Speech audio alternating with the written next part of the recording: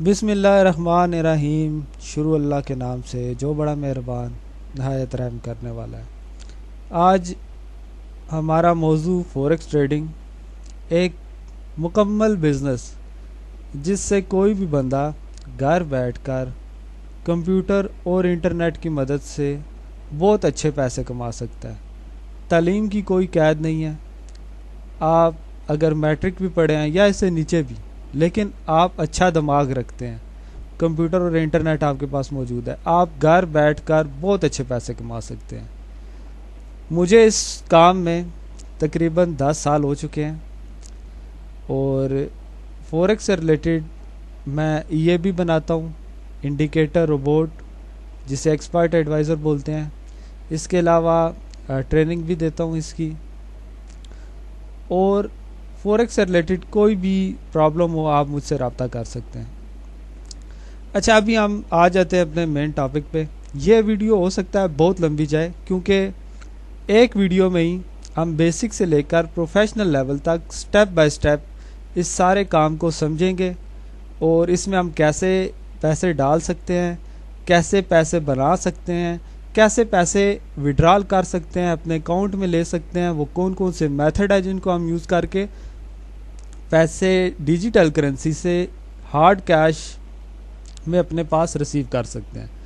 तो ये सारा कुछ आज की वीडियो में हम समझेंगे और आपको मेरी कोशिश है कि आपको डिटेल के साथ एक ही वीडियो में बेसिक से लेकर प्रोफेशनल लेवल तक एक स्टूडेंट को, एक घर में काम करने वाली औरत को, इस काबिल एक बंदे को कर दिया जाए कि वो खुद बग़ैर किसी की मदद से अपने से खुद ट्रेडिंग करके अच्छा पैसा घर में बैठकर बना सके। ये ट्रेनिंग बिल्कुल फ्री है, किसी किस्म की कोई चार्जेस नहीं है। मेरे यूट्यूब के चैनल पे आपको ये ट्रेनिंग मिल जाएगी।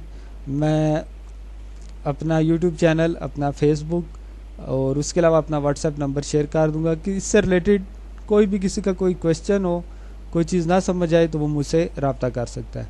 अच्छा, अभी हम थोड़ी सी बात कर लेते हैं कि बेसिकली ये बिज़नेस है क्या।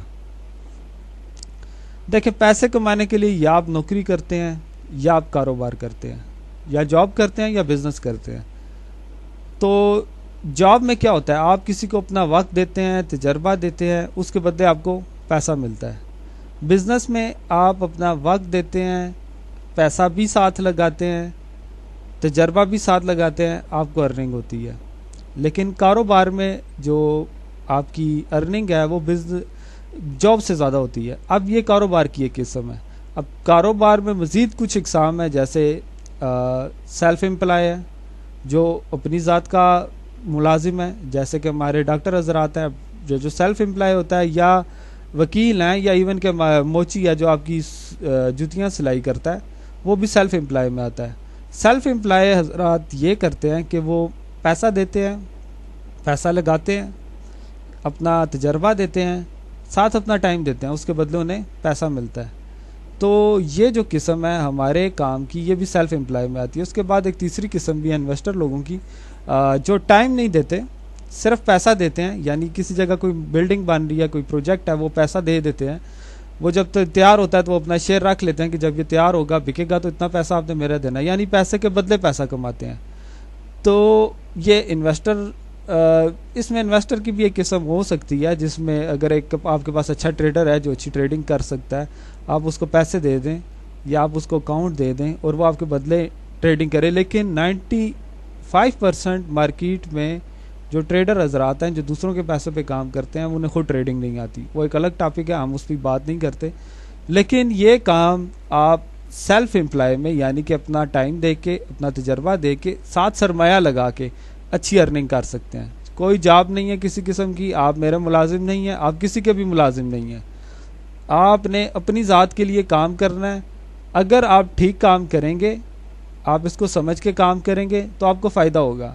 अगर आप समझ के काम नहीं करेंगे तो आपको फ़ायदे के बजाय नुकसान होगा। आपने जो पैसे लगाए हैं, जो सरमाया लगाया है, वो डूब भी सकता है। ये होगी काम की नोयत। अब ये काम किस नोयत का है, इसमें बेसिकली ये सेल्फ एम्प्लॉय तो हो गया, हम अपनी ज़ात के लिए काम करेंगे, लेकिन हम इसमें करेंगे क्या। हम करेंगे ये, सबसे पहले हमें चाहिए कंप्यूटर या मोबाइल विद इंटरनेट। ये दो चीज़ें हमारे पास होनी चाहिए। तीसरी चीज़ फिर सरमाया है, यानी कि हमारी इन्वेस्टमेंट है, तब भी हम इसमें प्रॉफिट कर सकते हैं। अब ये काम किस चीज़ से रिलेटेड है, इसमें हम करते क्या हैं, उस पर हम बात कर लेते हैं।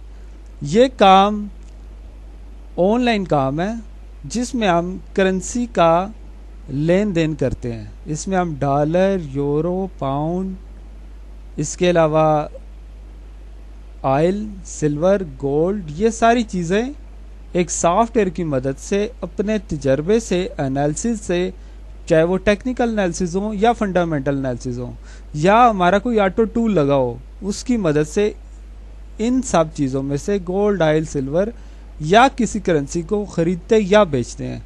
ये काम की होगी नोयत। अब इसमें हमें नफ़ा या नुकसान कैसे होता है, मैं आपको आसान अल्फाज में एक मिसाल देता हूँ। वो बेशक हो सकता है वो इस पर परफेक्ट ना बैठे, क्योंकि इसमें कोई भी करेंसी है तो वो हमेशा पेयर की सूरत में होती है, यानी कि euro USD, euro versus USD.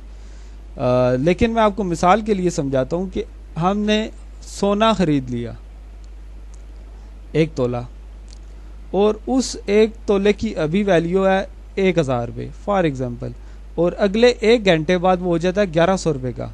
हमने ख़रीदा 1000 रुपये का था, अभी वो हो गया 1100 का, तो हमें 100 रुपया नफ़ा हो गया। और अगर वो मज़ीद 2 घंटे बाद, पहले 1 घंटे 100 रुपये प्रॉफिट में गया था, अब 2 घंटों बाद वो 200 रुपये माइनस चला गया, अब हमारे पास रह गया 800 रुपये, हमें लॉस हो गया 200 रुपये का। यानी कि हमने कोई भी चीज़ करेंसी ऑनलाइन खरीदनी है, फिजिकली आपके पास गोल्ड नहीं आएगा, आप उसे हाथ में नहीं पकड़ सकते, आप सॉफ्टवेयर की मदद से गोल्ड की वैल्यू को खरीदेंगे। तो इस टाइम चूंकि संडे है, सैटरडे और संडे 2 दिन मार्केट बंद होती है, लेकिन कुछ पेयर जो क्रिप्टो से रिलेटेड हैं वो ओपन होते हैं। इस टाइम आप देख रहे होंगे ये कुछ पेयर की वैल्यू अप डाउन हो रही है। ये एक पेयर है, इसी तरीके से ये एक पेयर है, तो ये अप डाउन हो रहे हैं। वैसे सैटरडे और संडे 2 दिन ये मार्केट बंद होती है। तो हमने करना यह है कि हमने किसी भी पेयर पे क्योंकि एक पेयर का दूसरे पेयर के साथ मुकाबला चल रहा होता है, वो जब हम आगे डिटेल में जाएंगे तो मैं आपको डिटेल से समझाऊंगा कि वो असल में हो क्या रहा होता है। तो हमने किसी भी करेंसी की वैल्यू पे ट्रेड करनी है, जो उसकी वैल्यू थी हमने वहाँ से उसको ख़रीद लेना या बेच लेना। फिजिकली वो चीज़ हमारे पास घर में नहीं आएगी, हम उसे हाथ में नहीं पकड़ सकते। आप सोना ख़रीदते हैं तो आप उसकी वैल्यू पे ट्रेड करेंगे, तो वो आपके घर बिल्कुल भी नहीं आएगी, आप उसको हाथ में नहीं पकड़ सकते। ये चीज़ मैं आपको क्लियर कर दूं। आपने एक सॉफ्टवेयर की मदद से उस चीज़ को बेचना या ख़रीदना होता है। ये बहुत बेसिक में चीज़ें हैं। जैसे जैसे हम आगे चलते जाएंगे तो हम एडवांस चीज़ें, सपोर्ट एंड रेजिस्टेंस या इंडिकेटर या रोबोट या फंडामेंटल एनालिसिस या न्यूज़ वगैरह, हाई इम्पैक्ट, लो इम्पैक्ट, वो सारी चीज़ें डिस्कस करते जाएंगे। लेकिन अभी हम बेसिक पे बात कर रहे हैं कि ये काम की नोयत है क्या। ये वीडियो 4 से 5 घंटे तक जा सकती है। ये एक ही वीडियो बनेगी जिसमें सारा कुछ आपको बताया जाएगा। इसीलिए आप एक तो कॉपी पेन पास रखें, आप नोट करते जाएं। जो नोट करने वाली चीज़ें होंगी, जो बहुत ज़्यादा ज़रूरी होंगी, वो मैं आपको बताऊंगा, वो लाजमी आप नोट कीजिएगा। तो कंप्यूटर, इंटरनेट चाहिए आपको, करेंसी का बाय सेल करना है आपको, सेल्फ एम्प्लॉय हैं, आप अपनी ज़ात के खुद मुलाजिम हैं, आप मेरे मुलाजिम नहीं, आप किसी कंपनी का भी कोई मुलाजिम नहीं, आप इवन जिस ब्रोकर पे या जिस कंपनी या जिस एक्सचेंज पे काम कर रहे हैं आप उसके भी मुलाजिम नहीं हैं, सिर्फ आप उसकी सर्विसेज ले रहे हैं। उसके बदले आसान अल्फाज में कहूँ तो आप उसे टैक्स दे रहे हैं, या फॉरेक्स की ज़ुबान में उसे सेपरेट दे रहे हैं या कमीशन दे रहे हैं, उसके भी आप मुलाजिम नहीं हैं। अगर आप काम नहीं करें तो आपसे ये नहीं पूछेगा कि आप महीने में 30 दिन थे तो आपने 30 दिन ट्रेड क्यों नहीं की। आप अपने ज़ात के खुद मालिक, आप चाहे तो 1 दिन ट्रेड करें, बाकी 29 दिन छुट्टी करें, यह आपकी अपनी मर्जी है।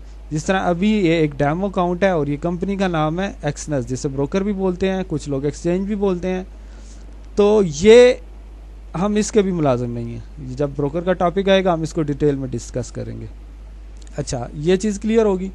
अब हमने किसी भी करेंसी, सबसे पहले तो आ जाते हैं एक्टिव पेयर पे, यानी वो कौन से पेयर हैं जिन पे हमने काम करना है।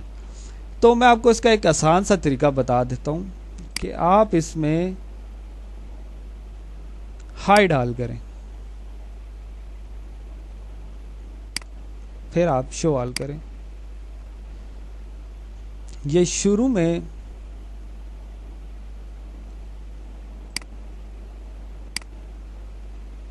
नहीं, ये इस तरीके से नहीं होगा। मुझे सारे पेयर क्लोज करने हैं।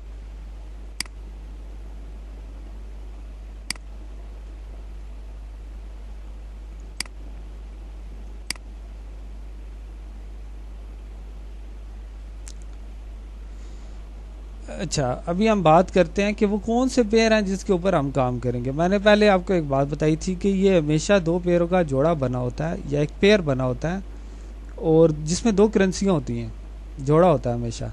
जिस तरह ये आप देख रहे हैं GBP/USD, ये सिंबल है great Britain pound versus USD, United state of dollar.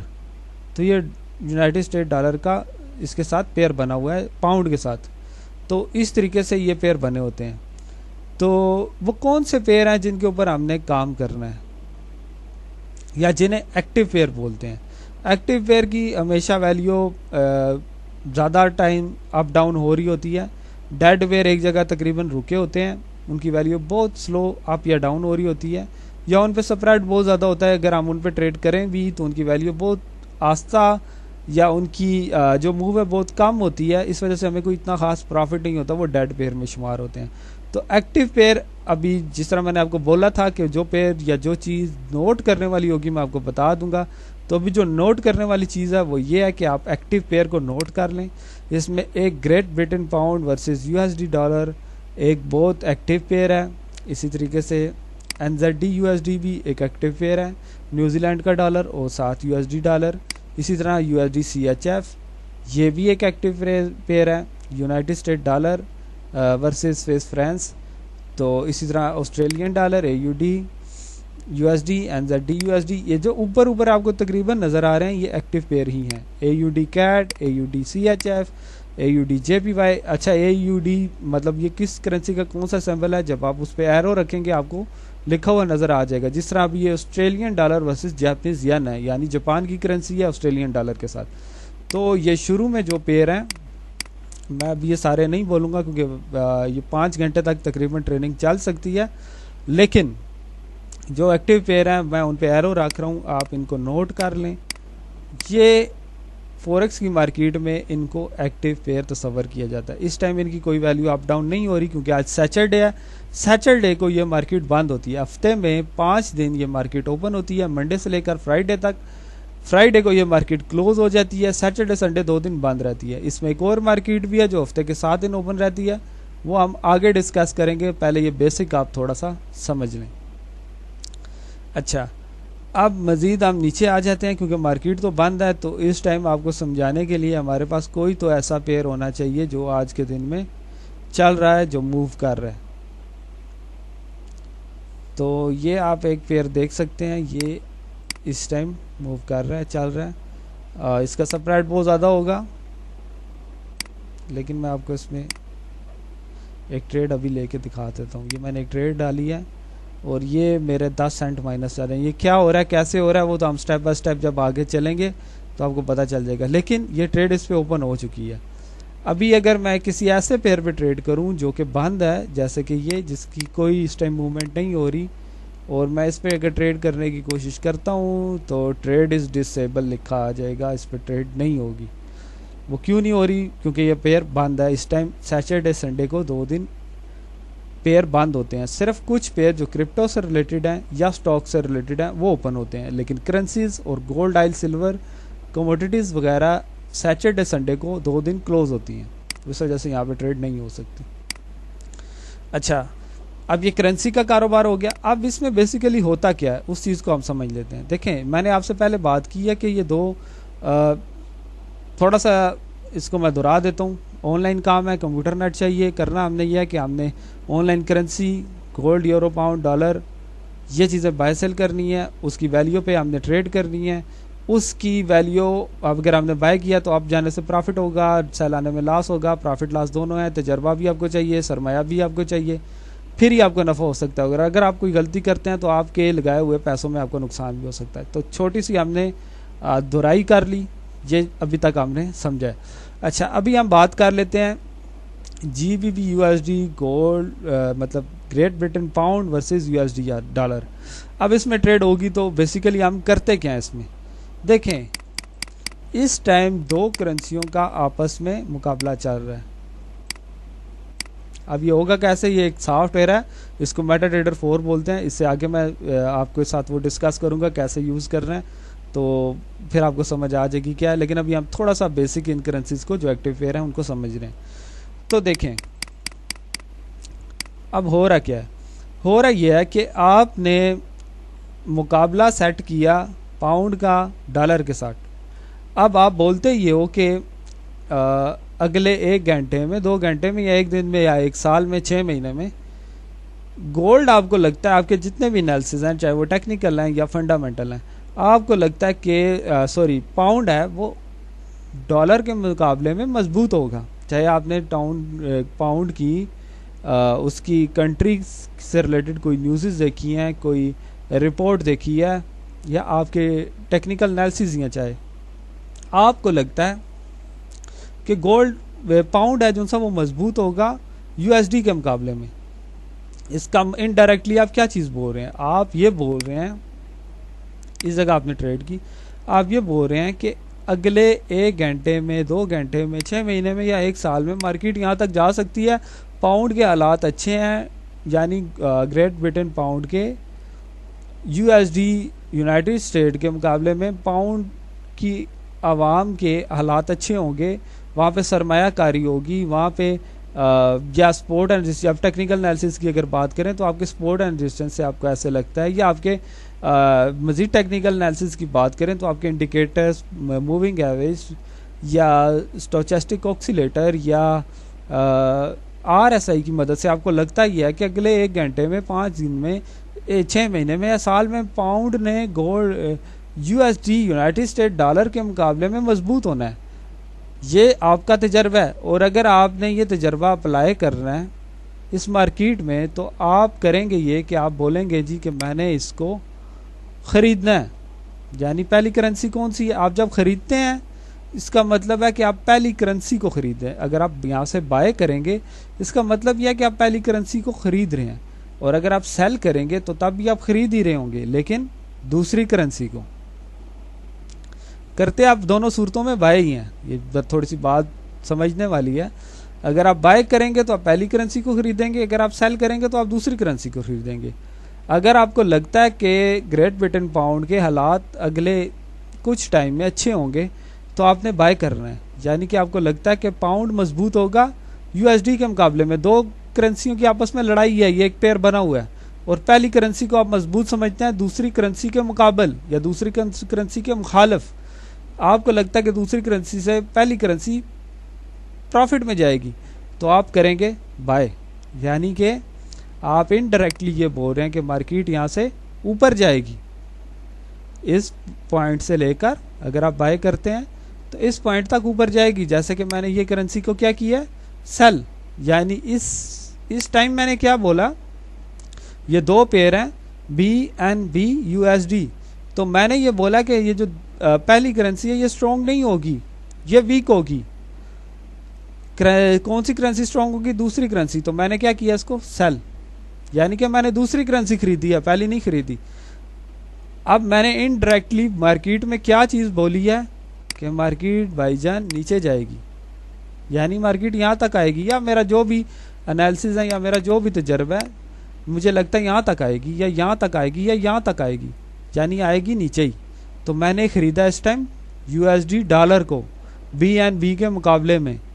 तो अब अगर ये नीचे आती है तो मुझे प्रॉफिट होगा।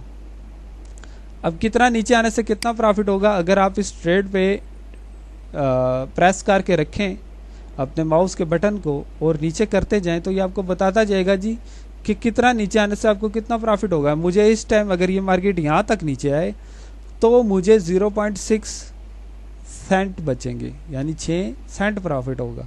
अगर ये यहाँ तक नीचे आए तो मुझे 15 सेंट प्रॉफिट होगा, और अगर ये यहाँ तक नीचे आए तो मुझे 36 सेंट का प्रॉफिट होगा। अब वो आगे हम इसके लॉट साइज़ पे बात करेंगे तो आपको मैं डिटेल से समझाऊंगा कि वो बेसिकली हो रहा क्या है। यानी कि ये ज़रूरी नहीं कि यहाँ से यहाँ तक मूव करे तो हमें 36 सेंट का ही प्रॉफिट होगा। अगर आपका वॉल्यूम बढ़ा है तो यहाँ से यहाँ तक मूव करते हुए आपको $100 का भी प्रॉफिट हो सकता है। ठीक है, अच्छा आसान अभी इसको हम थोड़ा फिर दोहरा लेते हैं कि मैंने बात की क्या। असल में मैंने बात ये की है कि दो करेंसियों का आपस में मुकाबला चल रहा है। अगर मुझे लगता है कि पहली करेंसी स्ट्रॉन्ग जाएगी, मजबूत होगी, तो मैं ये बोल रहा हूँ कि मार्केट ऊपर जाएगी। अगर मुझे लगता है कि मार्केट नीचे आएगी, दूसरी करेंसी स्ट्रॉन्ग होगी, तो मैं सेल करूँगा, मार्केट के नीचे आने में मुझे प्रॉफिट होगा। अगर मुझे लगता है कि पहली करेंसी स्ट्रॉन्ग होगी तो मैं बाय करूँगा, मार्केट के ऊपर जाने में मुझे प्रॉफिट होगा। अगर मैं सेल करता हूँ, मैं बोलता ये हूँ इनडायरेक्टली मार्केट में कि दूसरी करेंसी स्ट्रॉन्ग होगी और मुझे नीचे आने पे प्रॉफिट होगा।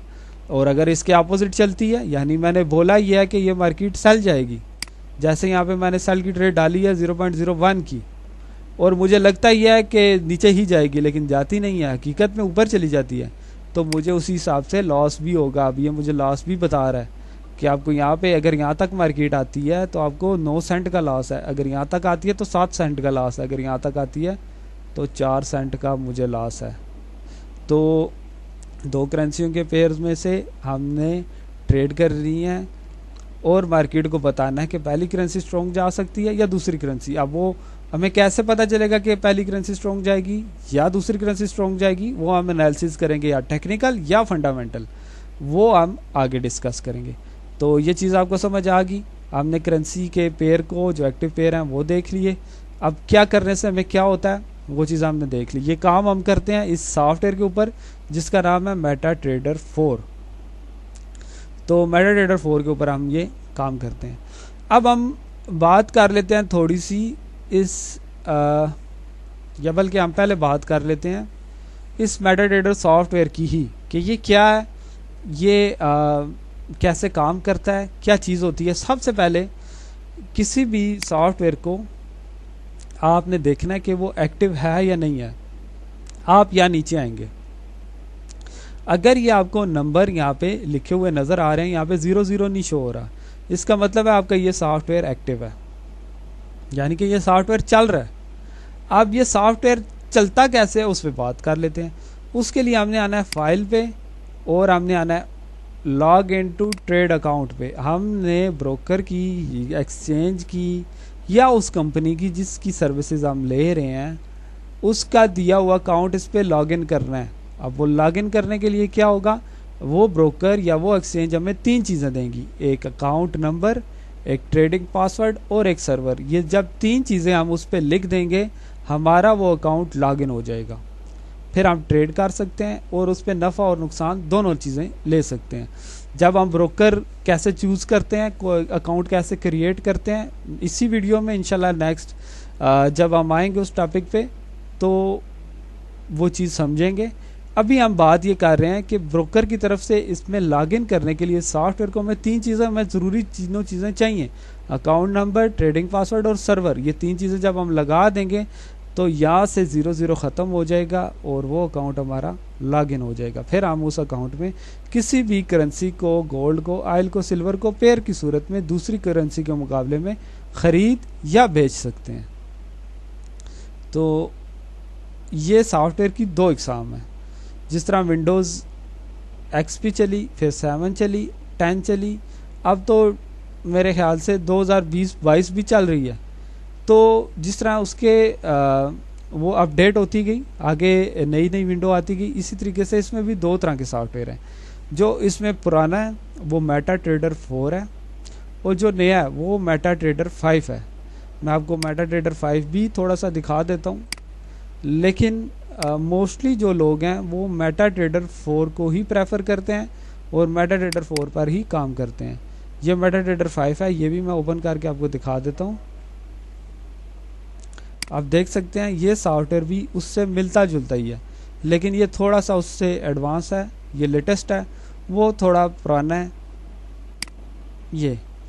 अच्छा, अब अकाउंट लॉगिन करने के बाद हमने क्या करना है, हम ये स्टेप बाय स्टेप यहाँ से ये सारी चीज़ें समझ लेते हैं।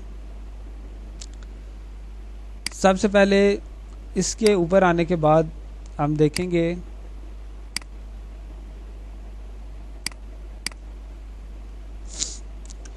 अच्छा, किसी भी अकाउंट को हमने लॉगिन कैसे करना है, हम फाइल पे आएंगे, log in to trade account पे आएंगे और ब्रोकर या एक्सचेंज या उस कंपनी जिसके ऊपर आपने अकाउंट बनाया है, आपको दी हुई 3 चीज़ें, अकाउंट नंबर, ट्रेडिंग पासवर्ड और सर्वर लिखेंगे। उसके बाद आपका अकाउंट लॉगिन हो जाएगा। आपने लॉगिन के ऊपर क्लिक कर लेना।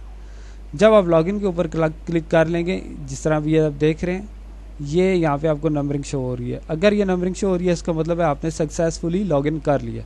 अगर आप कोई मिस्टेक करते हैं, अकाउंट नंबर, ट्रेडिंग पासवर्ड या सर्वर में से तीनों में से कोई चीज़ गलत लिखते हैं, मिस्टेक करते हैं, तो यहाँ पे आपको नंबरिंग शो नहीं होगी। इट्स मीन्स आपका अकाउंट लॉगिन नहीं हुआ।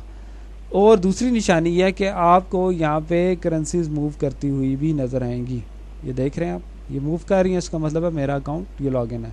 इसमें 2 तरह के अकाउंट होते हैं, एक डेमो अकाउंट होता है, डेमो अकाउंट प्रैक्टिस अकाउंट होता है। और स्टार्ट में आप सभी लोगों ने, क्योंकि आप मुझे लग रहा है कि ये बिगनर लोग इसमें ज़्यादा होंगे, नए लोग ज़्यादा होंगे, तो आपने स्टार्ट में कभी भी रियल अकाउंट नहीं बनाना। आपने स्टार्ट में डेमो अकाउंट ही यूज़ करना है, जो कि प्रैक्टिस अकाउंट होता है। इसमें किसी किस्म की आपने इन्वेस्टमेंट नहीं करनी होती।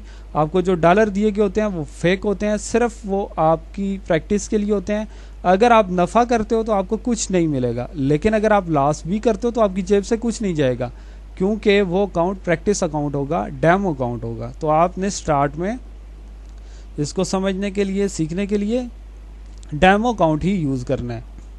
आपने रियल अकाउंट नहीं यूज़ करना। वो जब हम इसमें अकाउंट क्रिएट करने की तरफ आएंगे तो डेमो अकाउंट कैसे बनाना है, रियल कैसे बनाना है, उसमें हम बात करेंगे।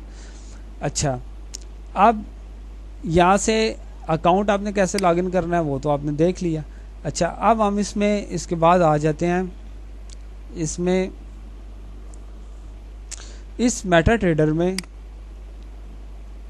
किसी भी इंडिकेटर को, सॉफ्टवेयर को कैसे ऐड करना है। अच्छा, यहाँ से मैं आपको एक पहले थोड़ा सा इसको बता दूँ, ये इंडिकेटर्स या ये सॉफ्टवेयर या रोबोट ये या स्क्रिप्ट ये होती क्या।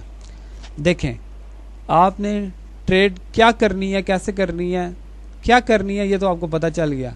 मतलब आपने न्यू ऑर्डर पे आके आपने बाय करना है या सेल करना है। बाय करेंगे तो पहली करेंसी खरीदेंगे, सेल करेंगे तो दूसरी करेंसी खरीदेंगे। अगर आप बाय करते हैं तो मार्केट के ऊपर जाने से प्रॉफिट होगा, सेल करते हैं तो नीचे आने से प्रॉफिट होगा।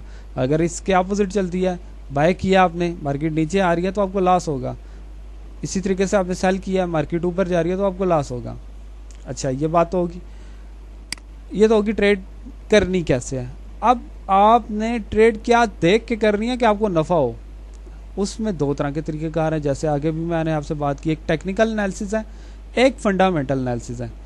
अच्छा, अब टेक्निकल एनालिसिस में कुछ टूल्स ब्रोकर ने आपको दिए हुए हैं इंडिकेटर्स की सूरत में। इंडिकेटर होते क्या हैं? इंडिकेटर बेसिकली इसकी ज़ुबान से ही पता चल रहा है कि इशारे हैं। अब ये इशारे क्या होंगे? देखें, मार्केट कहाँ जा सकती है उसका आपको एक आइडिया दे देता है एक सॉफ्टवेयर। कुछ सॉफ्टवेयर इसके अपने मेटा ट्रेडर में ऑलरेडी मौजूद होते हैं, कुछ को आप गूगल से डाउनलोड करके इसमें लगाते हो। ठीक है, अब हम आ जाते हैं इंडिकेटर्स के ऊपर। ये इंडिकेटर है। अब मैं इस टाइम वो सॉफ्टवेयर की बात कर रहा हूँ जो इसमें ऑलरेडी मौजूद है। जैसे कि ये एक सॉफ्टवेयर है या एक इंडिकेटर है जो ट्रेंड से रिलेटेड है, मूविंग एवरेज। ये मैंने इसके ऊपर लगा दिया। इंडिकेटर आपको यहाँ पे शो होंगे। और ये फोल्डर आता कैसे है? इसको नेविगेटर का फोल्डर बोलते हैं। ये आएगा ऐसे कि आपने इस जगह पे क्लिक करना है, यहाँ पे आपको इंडिकेटर में, ये नेविगेटर में इंडिकेटर का फोल्डर आ जाएगा। इसमें डिफरेंट किस्म के इंडिकेटर हैं जो कि ऑलरेडी मेटा ट्रेडर 4 की तरफ से आपको दिए गए होते हैं। इन्हीं में से एक हम लगा के देख लेते हैं। ये अब ये इंडिकेटर लग गया, ये हमें इशारे या सिग्नल कैसे देगा?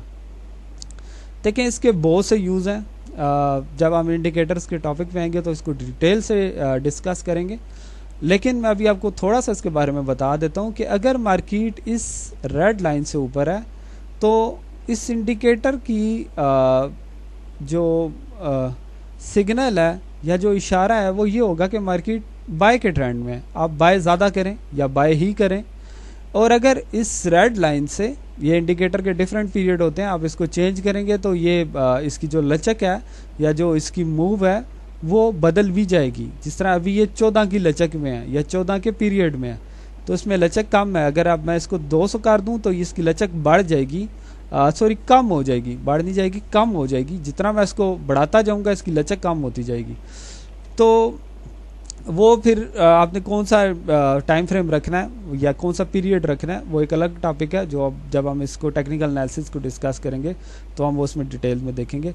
लेकिन अभी हम सिर्फ ये बात कर रहे हैं कि ये सिग्नल कैसे देता है। जिस तरीके से ये यहाँ पे आपको अभी कोई लिखा हुआ नहीं बता रहा कि आपने बाय करना है या सेल करना है, यहाँ पे आपको कुछ लिखाई हुई नज़र नहीं आ रही, लेकिन आपको ये सिग्नल इस तरीके से दे रहा है कि अगर ये रेड लाइन के ऊपर ये आपको मार्केट शो हो रही है तो आप बाय करें, अगर ये रेड लाइन से नीचे आपको शो हो रही है तो आप इसको सेल करें। ट्रेंड सेल का ये इसका एक यूज़ मैंने आपको बताया, इसके डिफरेंट यूज़ है, यानी 2-3 मूविंग एवरेज लगा के भी आप एनालिसिस कर सकते हैं। फिर उन 2 मूविंग एवरेज के दरमियान जो गैप है उससे भी आपके एनालिसिस होते हैं।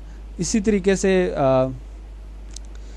मूविंग एवरेज के साथ डिफरेंट इंडिकेटर लगाने से भी आप मार्केट में फ्यूचर में क्या हो सकता है, बाय जा सकती है या सेल जा सकती है, उसके एनालिसिस कर सकते हैं। तो वो उसके मुख्तलिफ तरीक़ाकार है, उस पर अभी हम बात नहीं कर रहे क्योंकि अभी वो हमारा टॉपिक नहीं है। अभी हम सिर्फ इंडिकेटर को ऐड कैसे करना है उस पर बात कर रहे हैं। तो ये तो हो गया वो इंडिकेटर जो कि मेटा ट्रेडर में ऑलरेडी मौजूद है, लेकिन कुछ इंडिकेटर ऐसे भी हैं जो मेटा ट्रेडर में ऑलरेडी मौजूद नहीं है, आप गूगल से डाउनलोड करते हैं और इसमें ऐड करते हैं। अब ऐड कैसे करते हैं मैं आपको दिखा देता हूँ। आपने सबसे पहले उस फाइल को गूगल से या आपको किसी दोस्त ने या किसी ग्रुप से आपको वो फाइल मिली है और आप उसको टेस्ट करना चाहते हैं, तो आप कैसे करेंगे? आप इसको मेटा ट्रेडर में लेके कैसे आएंगे? मेटा ट्रेडर में तो सिर्फ वही चीज़ें शो होंगी जो मेटा ट्रेडर ने इंडिकेटर या रोबोट आपको ऑलरेडी दिए हुए हैं। अब रोबोट और इंडिकेटर में डिफरेंस क्या है वो हम आगे बात करेंगे, लेकिन जो चीज़ें ऑलरेडी इसमें मेटा ट्रेडर में मौजूद हैं वो तो आपको शो हो जाएंगी। नेविगेटर में, इंडिकेटर में आपको सारे मेटा ट्रेडर की तरफ से दिए गए इंडिकेटर शो हो जाएंगे, और इंडिकेटर एक्सपर्ट एडवाइज़र में वो सॉफ्टवेयर जो मेटा ट्रेडर ने आपको ऑलरेडी दिए हैं वो शो हो जाएंगे। लेकिन अगर आप कोई इंटरनेट से डाउनलोड करके, किसी ग्रुप से डाउनलोड करके, चाहे वो टेलीग्राम का है, व्हाट्सएप का, या कोई भी आपको दोस्त आपको देता है, उसको टेस्ट करना चाहते हैं, तो आपने इसमें कैसे ऐड करना है, उसके लिए आपने करना है, ये आप नोट कर लें। बेशक आपने फाइल में आना है, फाइल में आने के बाद आपने ओपन डाटा फोल्डर में आना है, ओपन डाटा फोल्डर में आके MQL4 में आना है। अगर वो MQL4 का ही मेटा ट्रेडर है तो आपको यहाँ पे ऑलरेडी MQL4 ही शो होगा। MQL4 में आने के बाद अब अगर वो फाइल, अब उस फाइल की भी 2 इकसाम है, एक EX फाइल है, एक MQL फाइल है। EX फाइल वो फाइल है जिसमें जो कि लॉक फाइल होती है, उसमें आप किसी किस्म की कोई कोडिंग नहीं कर सकते। MQL फाइल एक ओपन फाइल होती है जिसमें आप अपनी मर्ज़ी से, अगर आप कोडर हैं, आप कोडिंग जानते हैं, तो आप उसमें रद्दो बदल कर सकते हैं, आप उसमें कोई फंक्शन नया ऐड कर सकते हैं, पुराना रिमूव कर सकते हैं। यानी कि वो कॉपीराइट फाइल होती है, उसमें आप एडिटिंग कर सकते हैं, उसमें आप कोई नया फंक्शन डाल सकते हैं या निकाल सकते हैं MQL फाइल में। तो जो भी फाइल है आपके पास, MQL है या EX फाइल है, अगर तो वो इंडिकेटर की फाइल है तो आपने इंडिकेटर में आके यहाँ पे पेस्ट कर देनी है।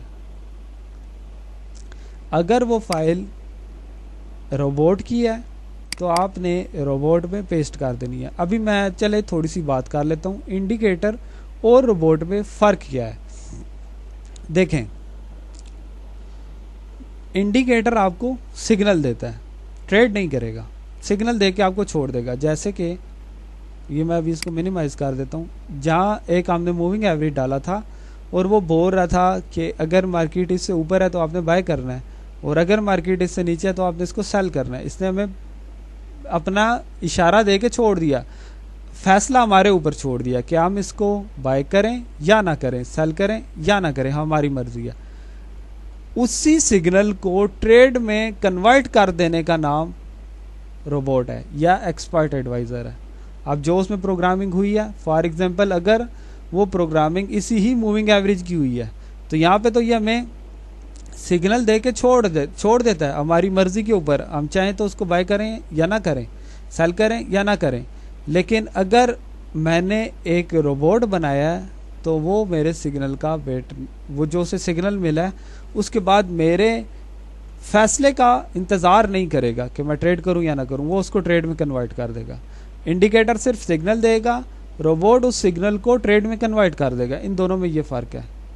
अब मज़ीद अगर हम इसकी डिटेल में चले जाएं तो उसमें यह होगा कि इंडिकेटर में या रोबोट में हम अपनी मर्ज़ी की प्रोग्रामिंग कर सकते हैं, या एक रोबोट को हम यूज़ करते क्या हैं, ये होता किस लिए, हमें इससे फ़ायदा क्या है, इस पे हम बात कर लेते हैं रोबोट के ऊपर। देखें, इंसान और रोबोट में बहुत ज़्यादा फ़र्क है, इसके फ़ायदे भी हैं और नुकसान भी हैं। पहले हम बात कर लेते हैं ये काम कैसे करता है। आपके जितने भी इंडिकेटर हैं, आप अपनी सहूलत के लिए, जिस तरीके से मैं फॉर एग्जांपल सिर्फ मूविंग एवरेज ही यूज़ करता हूँ और मिसाल के तौर पर मैं सिर्फ मूविंग एवरेज के ऊपर ही काम करता हूँ, तो मैं हर टाइम मार्केट के ऊपर या इस चार्ट को नहीं देख सकता। इसको मैंने खाना भी खाना है, मैंने किसी और काम भी जाना है, मेरे और 100 तरह के मामलात हो सकते हैं, मैं हर टाइम इस मार्केट को नहीं देख सकता। तो मैं करता ये हूँ, या खुद कोडिंग करता हूँ या किसी प्रोग्रामर को हायर करता हूँ, किसी कोडर को हायर करता हूँ और उसे बोलता हूँ कि यार आपने मेरे लिए एक ऐसा सॉफ्टवेयर बनाना है कि जब मेरे, क्योंकि मैंने ट्रेड तो करनी मूविंग एवरेज के ऊपर है, तो जब मार्केट मूविंग एवरेज से ऊपर हो, जिस तरीके से इस जगह पे ये ऊपर है, यहाँ पे है, तो मार्केट वो सॉफ्टवेयर खुद ही मार्केट को बाय कर ले, वो इतना टेक प्रॉफिट या स्टॉप लॉस रख दे। अब टेक प्रॉफिट या स्टॉप लॉस क्या होता है, मैं इसके बाद इस बात को मुकम्मल करने के बाद वो भी आपसे डिस्कस करता हूँ, आपको बताता हूँ। तो वो यहाँ पे टेक प्रॉफिट रख ले और यहाँ पे लॉस रख ले, मैं उस सॉफ्टवेयर को लगा के छोड़ दूँ, मुझसे बार बार मार्केट नहीं देखनी होती। अपनी सहूलत के लिए मैं एक सॉफ्टवेयर डिज़ाइन करवा लेता हूँ, उसको बोलेंगे एक्सपर्ट एडवाइज़र, यानी जो उसे सिग्नल तो मिलेगा उसे इंडिकेटर से, लेकिन वो उसको ट्रेड में कन्वर्ट कर देगा। मैं अपनी सहूलत के लिए एक सॉफ्टवेयर बना लिया, अब मैं मौजूद हूँ या नहीं हूँ, जो मैंने उसमें प्रोग्रामिंग करवाई है, जो मैंने उसमें कमांड रखवाई है, ये एक इंडिकेटर पे नहीं हो सकता, आप 10 इंडिकेटर भी इसमें यूज़ कर सकते हैं, या किसी फार्मूला पे भी इसको इस्तेमाल कर सकते हैं, यानी कि इतने पिप अगर माइनस जाए, चाहे कोई इंडिकेटर है या नहीं है, तो वो बाय कर ले, फिर मज़ीद इतने ऊपर जाए तो ये इतने वॉल्यूम से बाय कर ले, या जो जो कंडीशन आप उसमें रखवाते जाएंगे या रखते जाएंगे। अगर आप खुद कोडर हैं तो रखते जाएंगे, अगर आप किसी को कोई ऑर्डर देते हैं तो रखवाते जाएंगे, तो वो उस तरीके से उसको ट्रेड करता जाएगा, आप मौजूद हैं या नहीं हैं। तो ये इंडिकेटर और सॉफ्टवेयर में फ़र्क हो गया।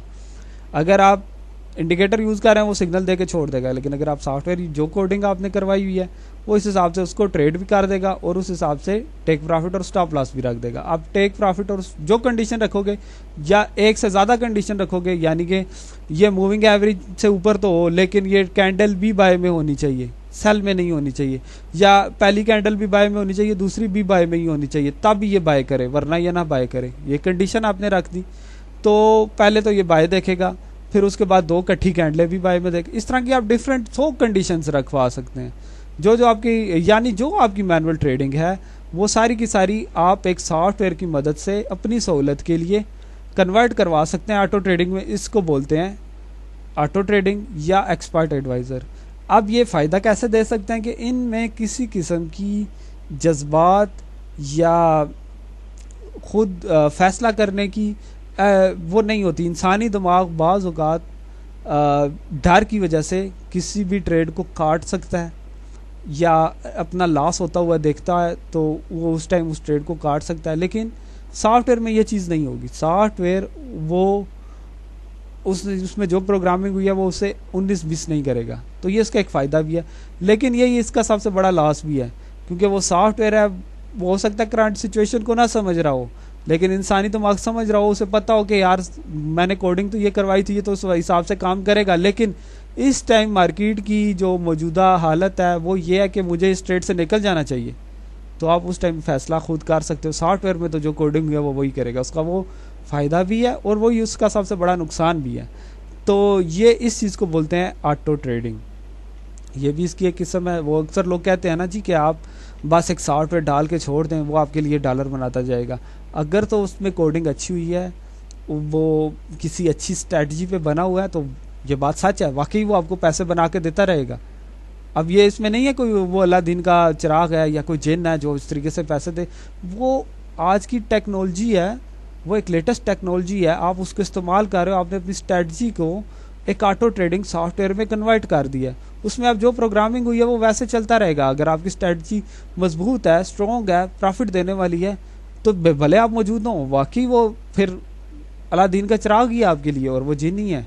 और जितने लोग उसको इस्तेमाल करेंगे सबके लिए वो प्रॉफिट करेगा, सबके लिए प्रॉफिट फ़ायदेमंद भी होगा। लेकिन ये बात ध्यान में रखिएगा, 100 में से 95% की स्ट्रेटजीज रोबोट की फेल होती हैं, ये चीज़ भी ध्यान में रखिएगा।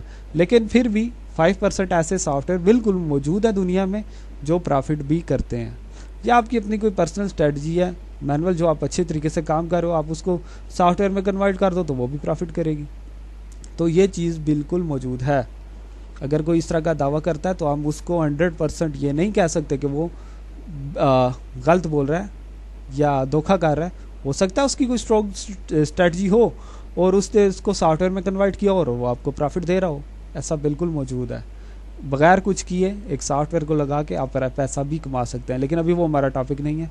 अच्छा, ये ऑटो ट्रेडिंग क्या होती है, कैसे काम करती है, ये चीज़ हमने आपके साथ डिस्कस कर ली। अब हम बात करते हैं कि ये कॉपी पेन पास रखिएगा, जो चीज़ आपको लगे नोट करने वाली वो आप खुद भी नोट कीजिएगा, जो मुझे लगेगी कि आपको नोट करनी चाहिए मैं आपको बता भी दूंगा। अच्छा, अब हम बात कर लेते हैं कि टेक प्रॉफिट, या जो भी मैंने 2 मिनट पहले बात की थी स्टॉप लॉस, ये होता क्या है। बेसिकली ये आपके फ़ायदे या नुकसान की एक हद बंदी या एक लाइन होती है। अगर उसको मार्केट टच कर ले, चाहे वो नफ़े में है या नुकसान में है, वो ट्रेड वहाँ पे ऑटोमेटिकली क्लोज हो जाएगी। इसको बोलते हैं टेक प्रॉफिट और स्टॉप लॉस। टेक प्रॉफिट में नफ़े की हदबंदी, नफ़े की एरिया, नफ़े की लाइन है, और स्टॉप लॉस में नुकसान की हदबंदी या नुकसान की लाइन या नुकसान का एरिया, उसको स्टॉप लॉस बोलते हैं। अब फॉर एग्जांपल जिस तरीके से ये मैंने एक ट्रेड डाली हुई है और ये जिस पेयर पे डाली है ये पेयर भी अब बंद हो चुका है, क्योंकि हर पेयर 24 घंटे नहीं चलता, रात को कुछ पेयर बंद भी हो जाते हैं। बाकी सैटरडे संडे को तो सारे पेयर ही बंद हो जाएंगे, या उनकी मूव स्लो हो जाती है या वो बिल्कुल बंद हो जाते हैं। जिस तरीके से अभी या इसकी मेरा ख्याल है मूव स्लो हो गई है, या शायद ये बंद भी हो गया हो, हम इसको बाद में चेक कर लेंगे। लेकिन अभी हम बात कर रहे हैं टेक प्रॉफिट या स्टॉप लॉस में। अच्छा, मैंने इस पेयर को सेल किया, आपके सामने यहाँ पे नज़र आ रहा है आपको सेल हुआ। सेल का मतलब यह है कि नीचे आएगा तो प्रॉफिट होगा, ऊपर जाएगा तो लॉस होगा। तो मुझे लगता है ये जिस तरह ये नीचे के लाइन है, तो मुझे मिसाल के तौर पर ऐसा लगता है मेरे एनालिसिस के हिसाब से, चाहे वो टेक्निकल है या फंडामेंटल है, कि ये यहाँ तक ही नीचे आ सकता है, उसके बाद इसने नीचे नहीं आना है, इसने ऊपर निकल जाना है। या इस जगह पे मार्केट ने ऐसा किया भी है, यहाँ तक इसको टच किया और उसके बाद ऊपर चले गया। तो इसका मतलब क्या है, इसका मतलब यह है कि यहाँ तक आते हुए तो मुझे फ़ायदा होगा, लेकिन जब ये रिवर्स होगी मार्केट यहाँ से, जब यहाँ तक जाएगी तो यही मेरा फ़ायदा नुकसान में कन्वर्ट हो जाएगा। जब इस पॉइंट पे आएगा तो मैं नो प्रॉफिट नो लॉस में होऊंगा, लेकिन जब वैसे जैसे जैसे ये ऊपर जाता जाएगा मेरा यही फ़ायदा ख़त्म होकर नुकसान में कन्वर्ट होता जाएगा। तो मेरे लिए बेस्ट ऑप्शन ये है कि मैं इस जगह अपने फ़ायदे की एक हदबंदी कर दूं कि भाईजान जब इस जगह पे ये मार्केट पहुँचे तो मेरी ट्रेड यहाँ पे कट जाए, क्योंकि यहाँ से इसने मुझे लगता है कि रिवर्स होगी, तो मेरा जो मुझे मुनाफा मिल रहा है, चाहे $2 है, $5 है या $100 है, वो वहाँ पे मुझे मिल के ख़त्म हो जाए, ये ट्रेड मार्केट से निकल जानी चाहिए। अगर ये नहीं निकलेगी तो मुझे मेरा ये फ़ायदा ख़त्म हो गया, नुकसान में कन्वर्ट हो जाएगा, तो मेरे लिए तो ये अच्छी बात नहीं है। तो मैं यहाँ पे अपने प्रॉफिट की एक हदबंदी कर देता हूँ कि जब यहाँ तक मार्केट पहुँचे तो मेरी ट्रेड काट जाए, उसके बाद चाहे ये नीचे जाए या ऊपर जाए, मैं उतना नफ़ा लेके निकल जाऊँ। तो इस चीज़ को या इस प्रॉफिट की हदबंदी को टेक प्रॉफिट कहते हैं। इसी तरीके से आप एक नुकसान की भी हदबंदी रख सकते हैं, जैसे कि मैं अपने नुकसान की एक हदबंदी इस जगह रख लेता हूँ, इस लाइन पे, कि मुझे लगता है कि अगर ये यहाँ तक पहुँच गई मार्केट तो उसके बाद तो उसने कंफर्म ऊपर ही जाना है, तो मेरी ट्रेड तो सेल की है, यानी कि यहाँ तक पहुँची, यहाँ तक तो मुझे होंगे पहले तो यहाँ से यहाँ तक हो जाते हैं फॉर एग्जांपल $5, तो यहाँ से यहाँ तक मज़ीद मुझे $15 और लॉस हो जाएगा। तो मुझे लगता है कि अगर यहाँ तक पहुँच गई तो इसने यहाँ तक कंफर्म जाना है, तो मुझे तो इस पॉइंट तक ही रिस्क लेना है, इससे ज़्यादा रिस्क नहीं लेना। मैं $5 का नुकसान बर्दाश्त कर सकता हूँ, इससे मज़ीद $15 का और नुकसान मुझसे बर्दाश्त नहीं होता। तो मैं यहाँ पे एक नुकसान की भी हदबंदी कर दूंगा। इसको बोलते हैं स्टॉप लॉस। अब ये नुकसान बंदी होती कैसे है, इसके दो तरीक़ाकार हैं। जो आपने करंट ट्रेड डाली हुई है आप उस पर प्रेस करके रखें माउस के बटन को, और ये देखें आपको एसएल की एक लाइन नज़र आ रही है। मेरे माउस को मूव करने से ये भी मूव हो रही है। साथ मुझे बताएगा भी कि यहाँ पे आने से कितना नुकसान होगा। तो ये मुझे यहाँ पे होगा $11 सेंट का लॉस, यानी 0.11 USD लिखा हुआ अभी आपको नज़र आ रहा होगा। तो यहाँ पे मुझे 0.11 USD का लॉस होगा अगर मैं यहाँ पे स्टॉप लॉस रखता हूँ। तो अगर इसे ज़्यादा ऊपर रखता हूँ तो उसी तरीके से नुकसान भी बढ़ता जाएगा। तो मैं जैसे इसे छोड़ूंगा तो मेरी लगी हुई ट्रेड पे ये एक एसएल बन गया। इसी तरीके से मैं अपने प्रॉफिट की भी एक हदबंदी कर सकता हूँ। मैं दोबारा इस लाइन पे क्लिक करूँगा। पहले मैंने ऊपर की तरफ मूव किया था तो नुकसान की हदबंदी आ रही थी क्योंकि सेल की ट्रेड है, सेल में ऊपर जाने से लॉस होता है, नीचे आने पे प्रॉफिट होता है। तो इसी तरीके से जब जिस जगह मैंने ट्रेड किया वहाँ से नीचे करूँगा तो अब मुझे प्रॉफिट की हदबंदी शो करा रहा है। तो इस जगह मुझे 0.40 सेंट का प्रॉफिट होगा। तो मैं यहाँ पे एक अपने प्रॉफिट की भी हदबंदी कर देता हूँ। अब मैं सो जाऊँ, इस मेटा ट्रेडर को क्रॉस करके बंद करके कंप्यूटर को कहीं पे भी चला जाऊँ, मैंने अपनी ट्रेड की नफ़े की भी हदबंदी कर दी है और नुकसान की भी हदबंदी कर दी है। नफ़े की हदबंदी को टेक प्रॉफिट बोलेंगे और नुकसान की हदबंदी को स्टॉप लॉस बोलेंगे। मेरा ख्याल है ये चीज़ आपको समझ आ गई होगी। अब थोड़ा सा इसको जैसे मेरी आदत है रिवाइज़ कर लेते हैं कि अभी हमने किया क्या है। अभी हमने किसी भी इंडिकेटर को जो कि आप किसी और जगह से डाउनलोड करते हैं EX फाइल में या MQL फाइल में, इस मेटा ट्रेडर में ऐड कैसे करना है, फाइल में जाना है, ओपन डाटा फोल्डर में जाना है। अगर वो इंडिकेटर है तो उसको इंडिकेटर में पेस्ट कर देना है इस जगह पे। अगर वो रोबोट है तो इस जगह पे पेस्ट कर देना एक्सपर्ट पे। अगर वो कोई स्क्रिप्ट है तो वो स्क्रिप्ट में पेस्ट कर देनी है। अच्छा, स्क्रिप्ट का भी मैं आपको बताता हूँ। स्क्रिप्ट बेसिकली एक सर्कल में चलती है।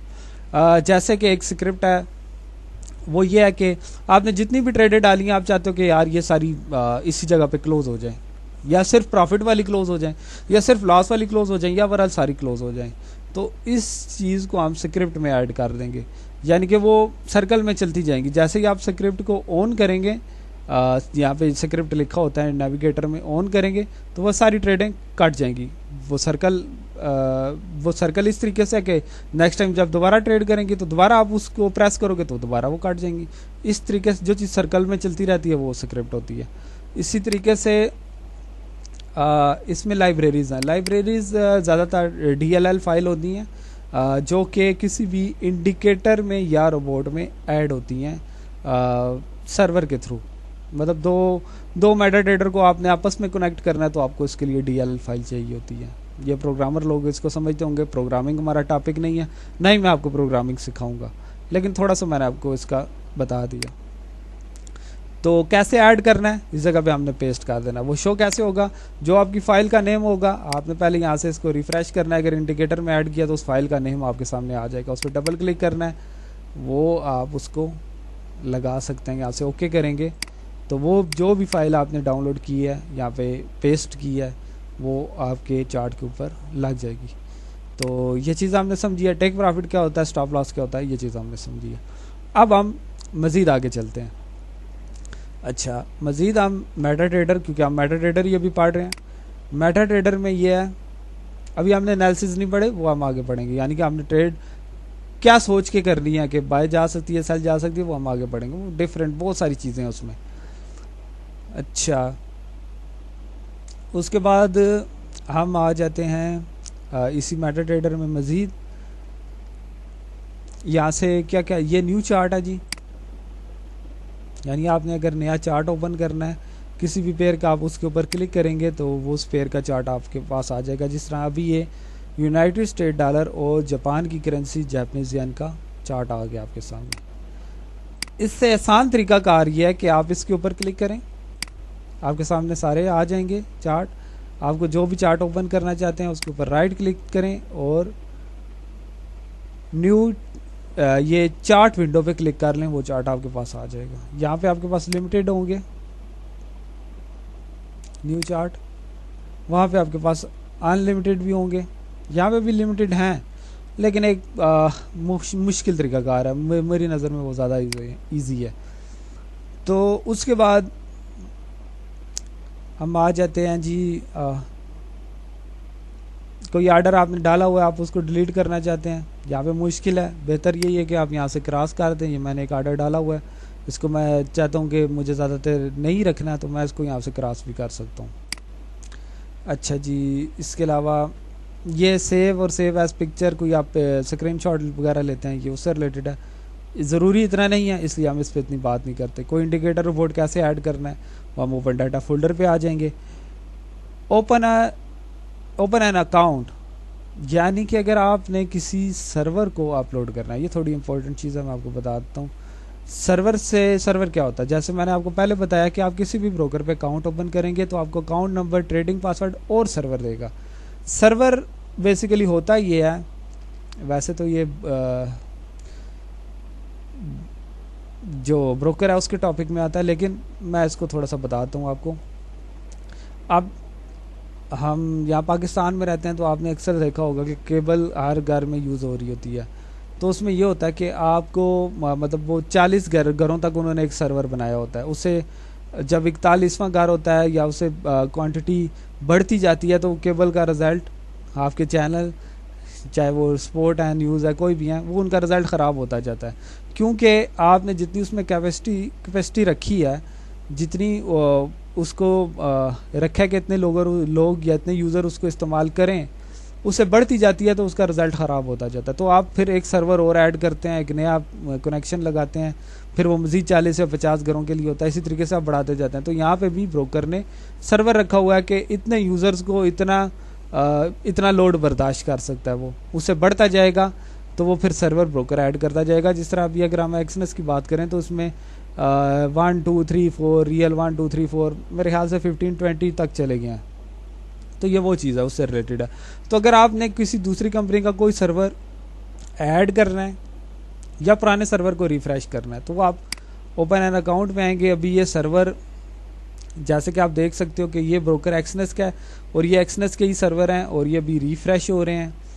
तो जब ये लाइन कंप्लीट हो जाएगी तो वो रिफ़्रेश हो जाएंगे। ये अमूमन ऐसा होता है कि आपका अकाउंट नंबर, ट्रेडिंग पासवर्ड, आप सर्वर सब कुछ ठीक लिख रहे हैं, उसके बावजूद आपका अकाउंट ओपन नहीं हो रहा, तो आप सर्वर को यहाँ से रिफ़्रेश कर सकते हैं या किसी नई कंपनी का सर्वर ऐड कर सकते हैं। जिस तरह ये यहाँ पे आईसी मार्केट एक अलग कंपनी है, एक अलग ब्रोकर है, एक अलग एक्सचेंज है, उसका सर्वर भी मैंने यहाँ पे ऐड किया हुआ है। तो वो ऐड करने का तरीकाकार बहुत सिंपल है। आपने न्यू ये प्लस पे क्लिक करना है और उस कंपनी का नाम लिख के स्कैन पे क्लिक कर देना। जब ये लाइन कंप्लीट हो जाएगी तो स्कैन लिखा आ जाएगा।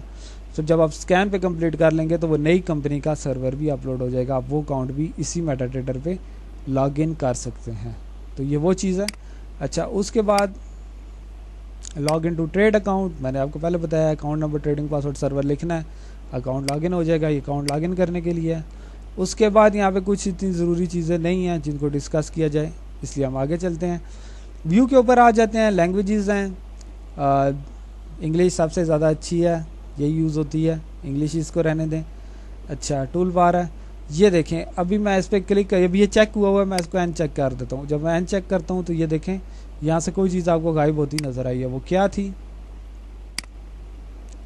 वो ये लाइन थी। इसमें क्या क्या है? इसमें चार्ट हैं आपके, 3 किस्म के चार्ट होते हैं, लाइन, बार और कैंडल स्टिक। ये जूम इन है, जूम आउट है, यानी कि ये पूरी बार यहाँ से गायब हो गई थी। तो ये चीज़ें इसमें आप इसको चेक इन चेक करके देख सकते हैं। ये होती क्या है, ये अब आगे हम इसमें थोड़ी देर में इसको डिस्कस कर लेते हैं। अच्छा, अब हम मज़ीद इसको देख लेते हैं, क्या चीज़ें इसमें समझने वाली हैं। ये स्टेटस बार है, जो मैंने किया तो आप देख रहे होंगे कोई चीज़ यहाँ से रिमूव हुई है। वो क्या चीज़ थी? वो नीचे वाली ये लाइन थी। अच्छा जी, ये न्यू मार्केट वॉच, जैसे कि मैंने आपको बताया, ये ज़रूरी चीज़ है, ये आपके सामने होनी चाहिए। तो ये यहाँ पे सिंपल है, आप इसको मतलब चेक करते जाएंगे, आपके सामने ही वो चीज़ें, जिस तरह ये नेविगेटर है, यहाँ पे इंडिकेटर, रोबोट, स्क्रिप्ट वगैरह, ये सारी चीज़ें यहाँ शो होती हैं। इवन कि आपके अकाउंट नंबर भी, ये जिस तरह एक डेमो अकाउंट यहाँ पे हमारा लॉगिन है, तो ये अकाउंट में बता रहा है कितने डॉलर का है और अकाउंट की टाइप क्या है। तो ये चीज़ें यहाँ पे सारी शो होती हैं। ये आप इसमें चेक और अनचेक करके देख सकते हैं। इसमें ज़्यादा मतलब वो ऐसी कोई बात नहीं, इन चीज़ों को जब हम पढ़ेंगे तो हम इसकी डिटेल देख लेंगे।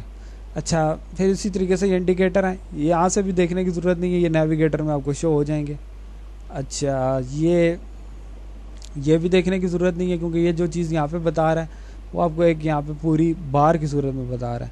अच्छा, फिर उसके बाद हम आ जाते हैं टूल्स के ऊपर। यहाँ पे जो इम्पोर्टेंट चीज़ है या जो हम इस्तेमाल कर सकते हैं वो है हिस्ट्री सेंटर। यानी कि ये जो चार्ट है आपको पीछे पास्ट में क्या क्या हुआ वो आपको ये सारा शो कर रहा है, डेट के साथ, टाइम के साथ, वैल्यू के साथ। यानी कि ये देखें 2023 तीसरे महीने की 13 तारीख को 132.208 पे थी मार्केट, ये यहाँ पे शो कर रहा है। फिर उसके बाद ऊपर गई, ऊपर कितनी गई जी, ऊपर यहाँ से गई यहाँ तक 27.65 पॉइंट। अच्छा, एक पॉइंट में, एक पिप में 10 पॉइंट होते हैं, ये चीज़ आप ध्यान में रखिएगा। आप इसको 10 के साथ तकसीम कर देंगे तो आपके सामने पिप लिखे हुए आ जाएंगे। तो पिप बेसिकली एक इकाई है जिसकी मदद से हम इसको पैमाइश करते हैं, इसको नापते हैं। जिस तरह वो आपने इंजेक्शन देखा होगा, उसके ऊपर नंबरिंग लिखी होती है, तो वो उसकी एक पैमाइश है। उसमें जो लिक्विड या जो दवाई है उसकी आप पैमाइश करते हैं कि इतनी इसमें मौजूद है। इसी तरीके से इसकी पैमाइश की जाती है स्प्रे पिप से। और पिप की जो जिस तरह हमारी घड़ी में सेकंड वाली सुई है, तो पिप में जो सेकंड वाली सुई है या जो उसकी सबसे छोटी इकाई है वो पॉइंट है। तो ये इसमें पॉइंट है।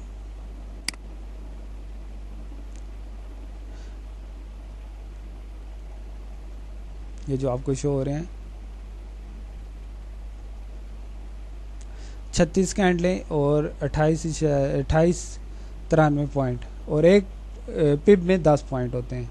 तो ये इसकी इकाई है इसको नापने के लिए। तो हिस्ट्री सेंटर में ये होता है जी कि पुरानी जो इसकी हिस्ट्री है वो एक महदूद हद तक है, उसके बाद ये ख़त्म हो जाएगी। यानी कि हो सकता है ये 2000 अभी 23 चल रहा है तो 2020 तक हो या 2021 तक हो या 2-3 महीने की भी हो सकती है, वो डिफरेंट टाइम फ्रेम पे डिफरेंट होती है।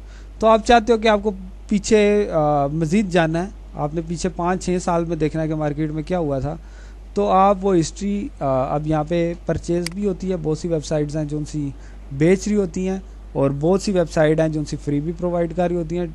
उनमें एक ख़ास पैकेज होता है कि वो सिर्फ M5 की या H1 की ये टाइम फ्रेम है, इन पे भी हम बात करेंगे।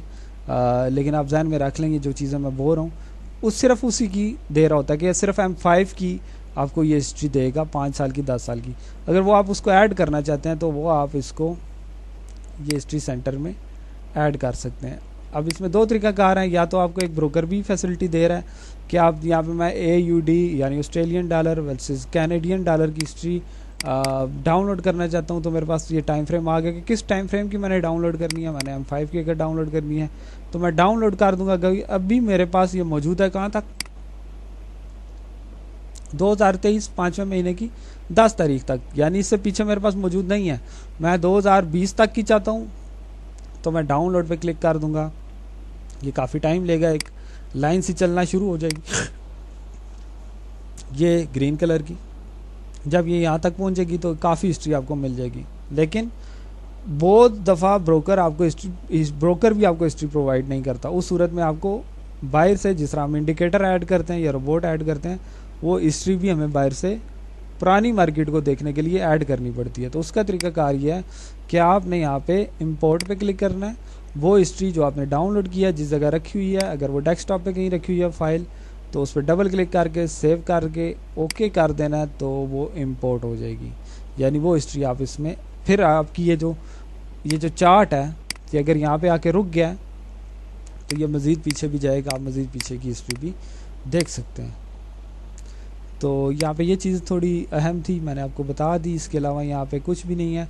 ये वो ज़ुबान है एडिटिंग की जो प्रोग्रामर ये लोग यूज़ करते हैं। तो जो प्रोग्रामर हैं जो कोडिंग करते हैं ये उनके लिए, ये ट्रेडर से इसका कोई लेना देना नहीं है। अगर आपने कोई सॉफ्टवेयर, कोई रोबोट, कोई इंडिकेटर बनवाना है तो आप मुझसे रब्ता कर सकते हैं। जो आपके जिस तरह मैंने ऑटो ट्रेडिंग की बात की, तो ऑटो ट्रेडिंग के लिए कोई भी टूल आप बनवाना चाहते हैं, इवन कि आप इंडिकेटर भी बनाना चाहते हैं जो सिर्फ आपको इशारा दे, आपकी मर्ज़ी आप उस पर ट्रेड करें या ना करें, तो वो चीज़ भी आप मेरे साथ डिस्कस कर सकते हैं और मैं आपको वो इंडिकेटर में, सीक्रेट में या ऑटो ट्रेडिंग के लिए रोबोट बना के दे सकता हूँ।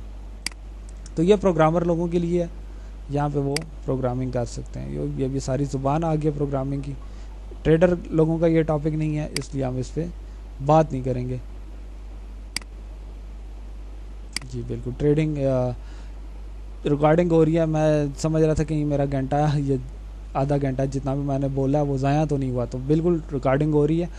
अच्छा, अब हम आ जाते हैं मेटा ट्रेडर के ऊपर ही, इसी सॉफ्टवेयर के ऊपर, कि इसमें और क्या चीज़ें हम कैसे इसको इस्तेमाल कर सकते हैं।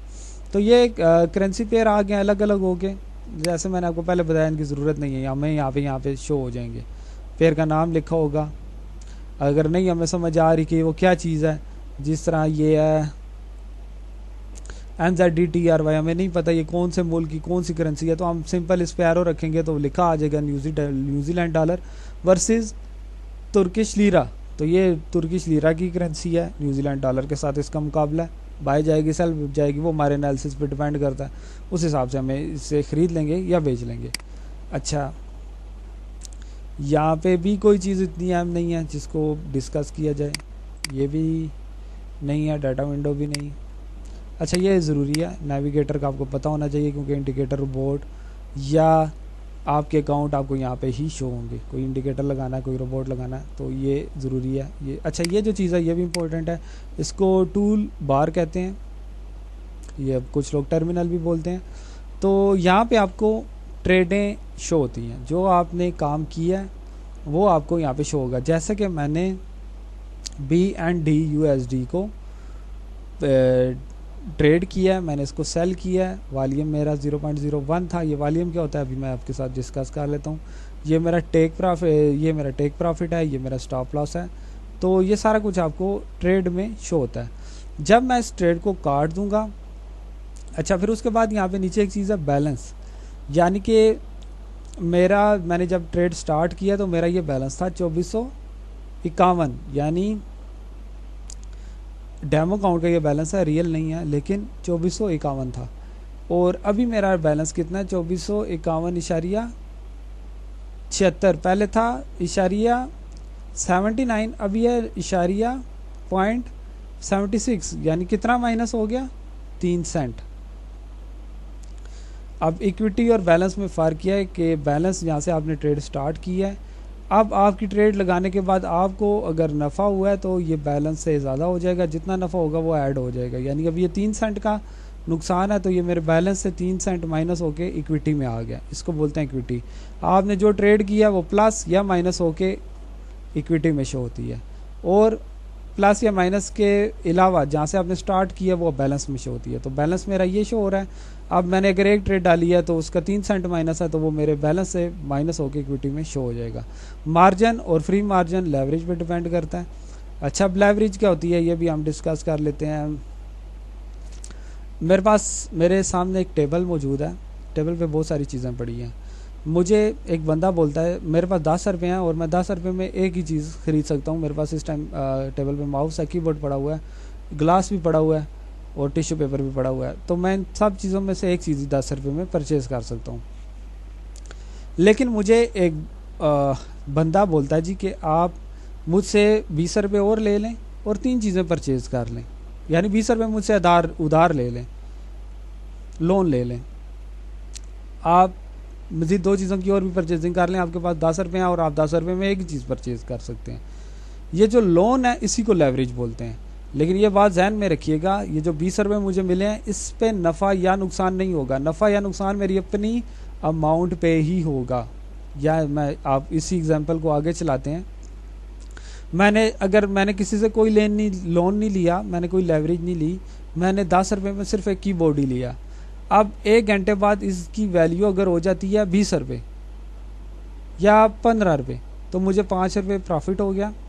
ले तो मैं एक ही चीज़ सकता था, मैंने एक ही ली, मुझे 5 रुपये प्रॉफिट हो गया और अब मेरी इक्विटी होगी 15 रुपये। पहले 10 रुपये थी, अब 15 रुपये होगी। जैसे मैं इस ट्रेड को काटूंगा तो ये इक्विटी मेरे बैलेंस में ऐड हो जाएगी, या प्रॉफिट है या लॉस है तो माइनस हो जाएगी, वही मेरा बैलेंस बन जाएगा। जैसे मैं आपको ये क्लोज करके भी दिखाता हूँ, ये ट्रेड अगर मैं क्लोज करता हूँ तो 1 सेंट मेरे बैलेंस से माइनस हो गया है, और अब वही मेरी इक्विटी भी है और वही मेरा बैलेंस भी। जब तक मैंने ट्रेड नहीं काटी थी वो मेरी इक्विटी में शो हो रहा था, जब मैंने ट्रेड काट दी तो वो मेरा बैलेंस बन गया।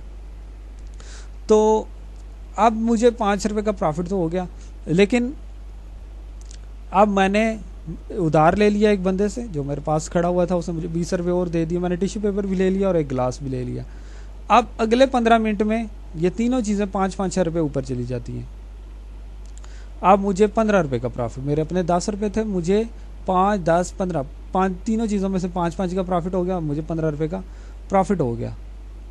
जबकि मैं ले एक चीज़ सकता था, लेकिन उधार लेने की वजह से मुझे फ़ायदा ये हो गया कि बाकी दो चीज़ों पे भी एनालिसिस मेरे स्ट्रॉन्ग थे, तो मैंने उनसे भी फ़ायदा उठा लिया। मुझे फ़ायदा हो गया इस चीज़ का कि मुझे परचेजिंग पावर ज़्यादा मिल गई।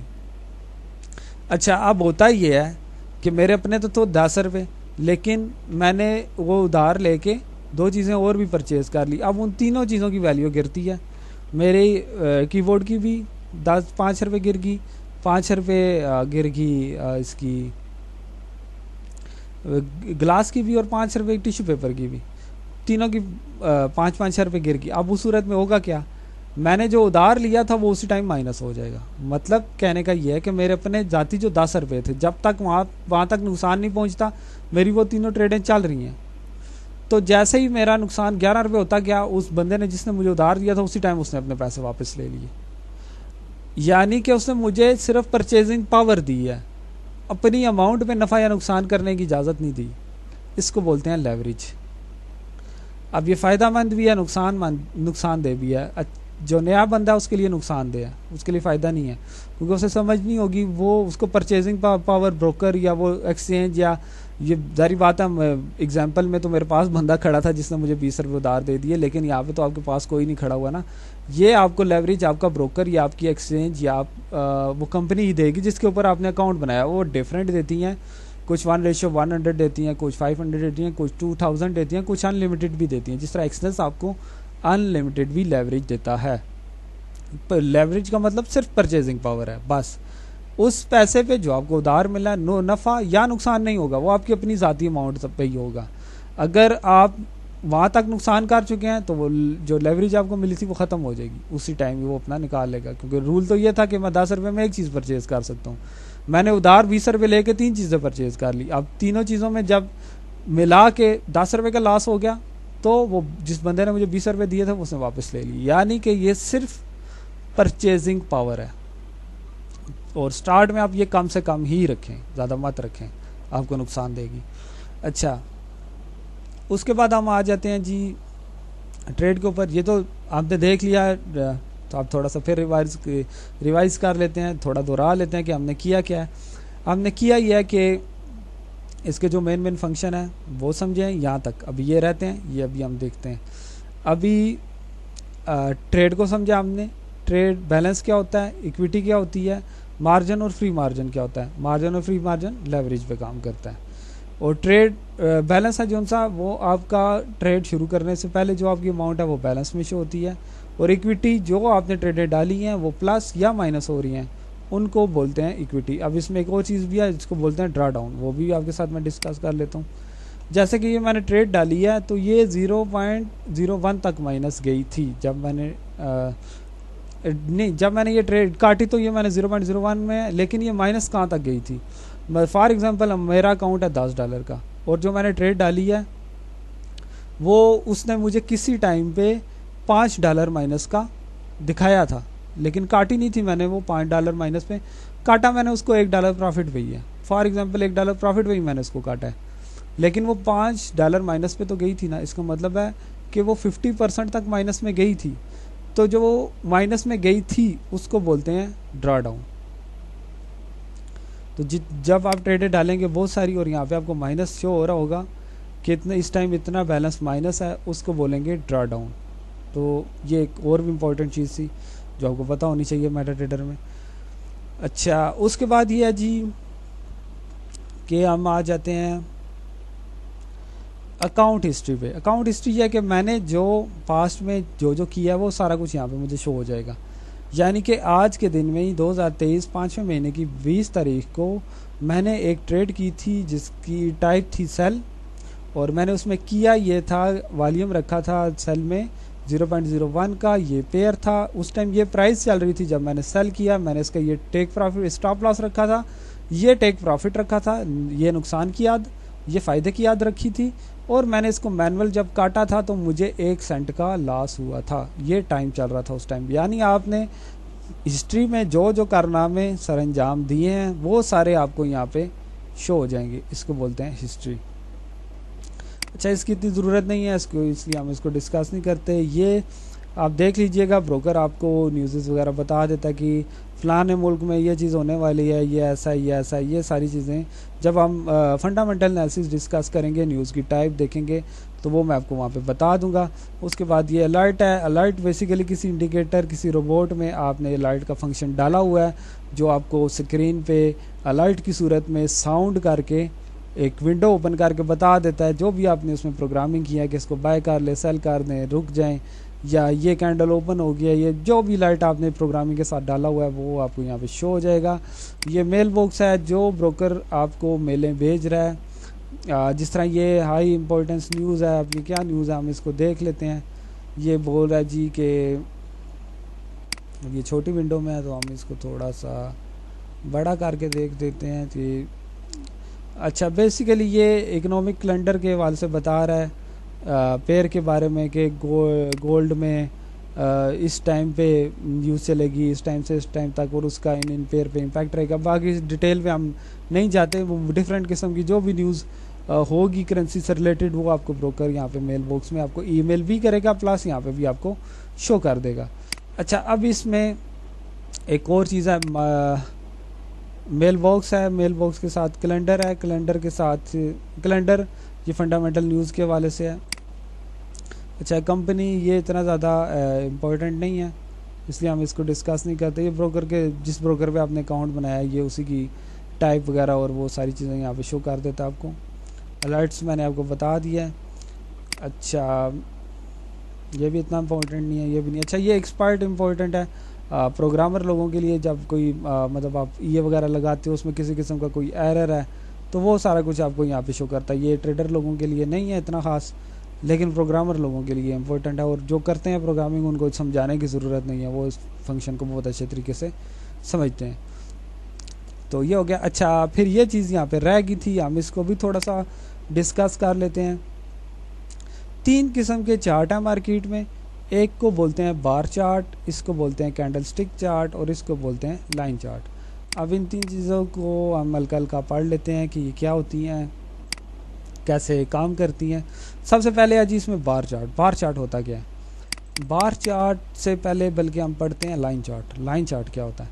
लाइन चार्ट के फ़ायदे नुकसान में इसका एक ही फ़ायदा कि ये ज़रा देखने में ईजी है। जिस तरह अभी आपको ये देखा, अगर आप नए हैं तो आपको देखने में बड़ा ईजी लगेगा कि मार्केट यहाँ से यहाँ तक ऊपर गई थी, फिर यहाँ तक नीचे आई थी, फिर ऊपर गई थी, फिर ये, क्योंकि एक लाइन की सूरत में आपको पता चल रहा है कि हिस्ट्री में ये कारनामे सर अंजाम दिए हैं मार्केट ने। तो मार्केट की सिर्फ ये अप डाउन का बताता है, और इसमें चूँकि विग नहीं होता इस वजह से मार्केट की असल कीमत ये नहीं बताता। जिस तरीके से ये मैंने यहाँ पे लाइन लगाई है कि यहाँ तक ये नीचे गई है, लाइन चार्ट तो हमें यही बता रहा है ना कि यहाँ तक नीचे गई है। क्या हकीकत में भी यहाँ तक नीचे गई है? हकीकत में तो ये यहाँ तक नीचे गई है। तो ये यहाँ तक लाइन चार्ट हमें बता रहा है यहाँ तक नीचे गई है, यानी कि थोड़ा सा झूठ बोल रहा है। मतलब बिल्कुल परफेक्ट आपको नहीं बताता, यही इसका सबसे बड़ा नुकसान है। लेकिन देखने में ये इजी है, इस वजह से बहुत से नए बंदे हैं वो इसको यूज़ करते हैं। सबसे बेस्ट इसमें कैंडल स्टिक पैटर्न है, कैंडल स्टिक चार्ट है, और वही हम पढ़ेंगे, वही हम यूज़ करेंगे। तो इसका फ़ायदा एक ही है कि ये देखने में आसान है, परफेक्ट नहीं है क्योंकि इसका विग नहीं होता, इसकी लैंग्वेज नहीं होती, हम एनालिसिस नहीं कर सकते आगे मार्केट में क्या हो सकता है, तो इस वजह से ये ठीक नहीं है। इसका फ़ायदा सिर्फ एक ही है कि ये देखने में ईजी है। अब हम आ जाते हैं बार चार्ट में। बार चार्ट में क्या है? बार चार्ट में आपको एक सिंगल कैंडल भी ओपनिंग, क्लोजिंग, हाई, लो, चारों चीज़ें बताएगी। आप कैसे बताएगी मैं आपको बताता हूँ। देखें,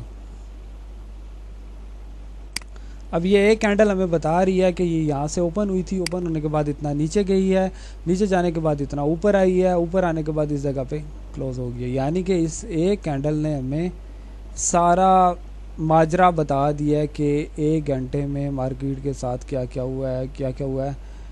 यानी कि ये गई है स्टार्ट होने के बाद 90-10-8 पॉइंट नीचे, फिर उसके बाद ऊपर गई है 90-44 से 1 पॉइंट ऊपर, फिर यहाँ पे आके ये होगी है क्लोज। यानी कि ओपनिंग, क्लोजिंग, हाई, लो, इसने हमें चारों की चीज़ें बता दी हैं, जबकि लाइन चार्ट में ऐसा कुछ है ही नहीं। लाइन चार्ट में सिर्फ अप डाउन है। ओपनिंग, क्लोजिंग, हाई, लो में कुछ भी नहीं बता रहा। तो ये इसमें कैंडल स्टिक है।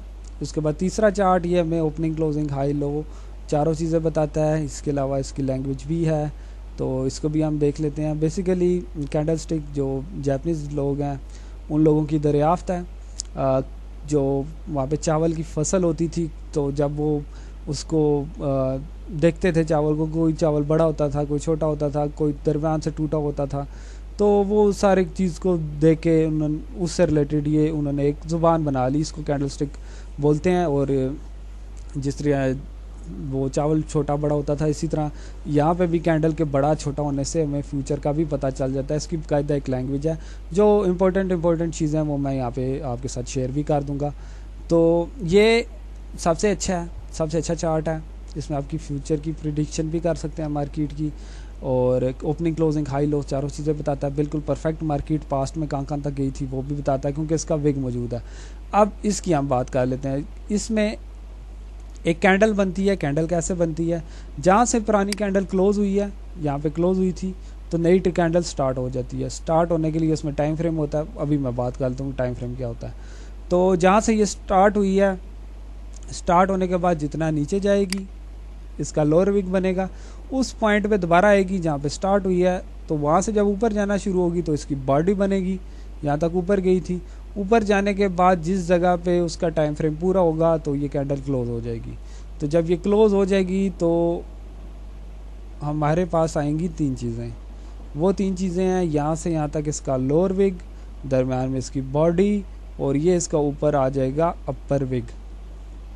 तो ये एक कैंडल में ये चीज़ें आती है, अपर विग, लोअर विग और बॉडी। और ये कैंडल की ओपनिंग, क्लोजिंग, हाई, लो चारों चीज़ें बताएगी। अच्छा, अब आप एक चीज़ नोट करें कि ये सब में एक जैसी नहीं है। उससे पहले मैं बात कर लेता हूँ टाइम फ्रेम की। टाइम फ्रेम देख लें। अभी मैंने अगर H1 सेलेक्ट किया हुआ है ना, ये देख लें आप H1, ये टाइम फ्रेम होता क्या, पहले तो ये बात कर लेते हैं। मैं जब M1 सेलेक्ट करूँगा तो 1-1 मिनट की सारी कैंडलें बनेंगी। M5 सेलेक्ट करूँगा तो 5-5 मिनट की। इसी तरीके से H1 सेलेक्ट करूँगा तो 1-1 घंटे की एक कैंडल बनेगी। अब मैंने एक H1 सेलेक्ट किया हुआ है, तो 1 घंटे में मार्केट के साथ क्या हुआ, एक सिंगल कैंडल हमें बता देगी कि जब मार्केट ओपन हुई तो कितने पॉइंट, 90-11-5 पॉइंट नीचे गई, फिर उसके बाद 90-450 पॉइंट ऊपर गई, फिर उसके बाद ऊपर जाने के बाद ऊपर गई यहाँ तक, और ऊपर जाने के बाद कितने पॉइंट नीचे आई, 90-424 पॉइंट नीचे आई। एक कैंडल ने हमें सारा कुछ बता दिया। अब इस कैंडल की आप एक चीज़ गौर कर, 1 घंटे में ये सारा काम हुआ है, क्योंकि हमने टाइम फ्रेम 1 रखा हुआ है, H1 रखा हुआ है। अगर हम M1 रखेंगे तो अब हमें ये 1-1 मिनट की खबर देगा कि 1 मिनट में कितनी मार्केट ऊपर गई थी, कितना नीचे गई थी, वो सारा कुछ हमें ये बताएगा।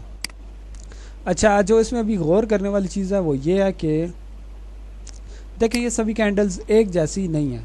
ये बड़ी है, ये छोटी है, ये इसका कलर और है, इसका कलर ब्लैक है, इसका वाइट है, तो सब की एक अलग है, अलग सी हैं। अभी ये जो कैंडल अलग सी हैं, इनकी एक अलग ख़ास किस्म की लैंग्वेज भी बनती है, एक ज़ुबान भी बनती है, जो कि हमें आगे मार्केट के बारे में बता सकती हैं कि मार्केट में किस तरफ ज़ोर ज़्यादा है, बाई की तरफ ज़ोर ज़्यादा है या सेल की तरफ ज़ोर ज़्यादा है। तो ये सारा कुछ हमें वो बता सकती हैं। अब कैसे बता सकती हैं, मैं चंद अहम इकसाम है जो उनसी वो आपको बता देता हूँ। इसमें एक किस्म है मारो बोजो, क्योंकि ये जापानीज़ लोगों की दरियाफ्त है, तो उसके नाम भी आपको ऐसे ही सुनने को मिलेंगे। तो मारो बोजो एक जापानीज़ ज़ुबान का लफ्ज़ है। इसका मतलब ये है, अगर ये कैंडल मार्केट में आ जाए, पहले तो हम इसकी शिनाख्त कर लेते हैं कि ये होती क्या है। मैं आपको दिखा देता हूँ। मारो बोजो कैंडल में आपको अपर विग और लोअर विग या तो नहीं मिलेगा या बहुत कम मिलेगा या बहुत छोटा मिलेगा। ऐसी एक कैंडल हम कोई देखते हैं यहाँ पे हमें नज़र आए, ये एक है, लेकिन इसने वो यहाँ पे वैल्यू कंप्लीट नहीं की हुई। हाँ जी, ये देखें, ये एक मारोबोजो की बहुत अच्छी एग्जांपल है इसका, यानी कि लोअर विक बहुत छोटा, ये लोअर विक बहुत छोटा है, अपर विक भी बहुत छोटा है, लेकिन बॉडी काफ़ी स्ट्रॉन्ग है, बड़ी है लोअर विक और अपर विक से। तो जिसकी बॉडी बड़ी हो, लोअर विक और अपर विक छोटा हो, उसको बोलते हैं मारोबोजो। अगर ये इस तरह की कैंडल मार्केट में आ जाए तो इसका मतलब यह है कि जो मार्केट में ट्रेंड चल रहा है, अगर वो सेल का चल रहा है तो वो सेल ही रहने के चांसेस ज़्यादा हैं, अगर वो बाय है तो बाय ही रहने के चांसेस ज़्यादा हैं। जिस तरह ये मारोबोजो एक बनी, स्ट्रॉन्ग मारोबोजो बनी और उसके बाद मार्केट नीचे ही गई, ट्रेंड को इसने कंटिन्यू रखा सेल की सूरत में। यहाँ पे भी एक मारोबोजो ही बनी है, लोअर विक, ऊपर विक बहुत छोटा है, लोअर विक है ही नहीं है, बॉडी बहुत बड़ी है, तो यहाँ से भी मार्केट कुछ पॉइंट नीचे ही गई है।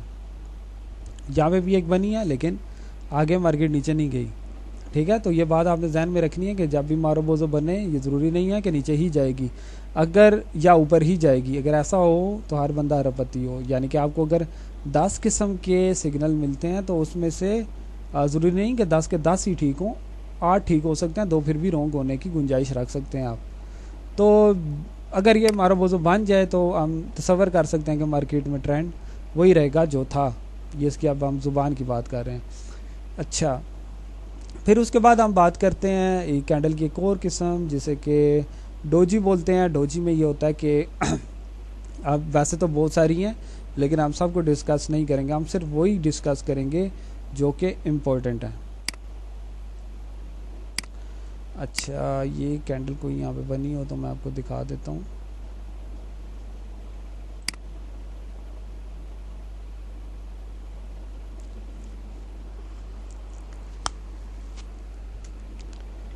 डोजी में अपर विक और लोअर विक दोनों बहुत बड़े होंगे और दरमियान में बॉडी बिल्कुल छोटी सी होगी, और इस तरह की हम कैंडल ढूंढ रहे हैं। आप इसको भी डोजी बोल सकते हैं, लेकिन ये बिल्कुल परफेक्ट नहीं है क्योंकि इसमें बॉडी थोड़ी सी बड़ी है।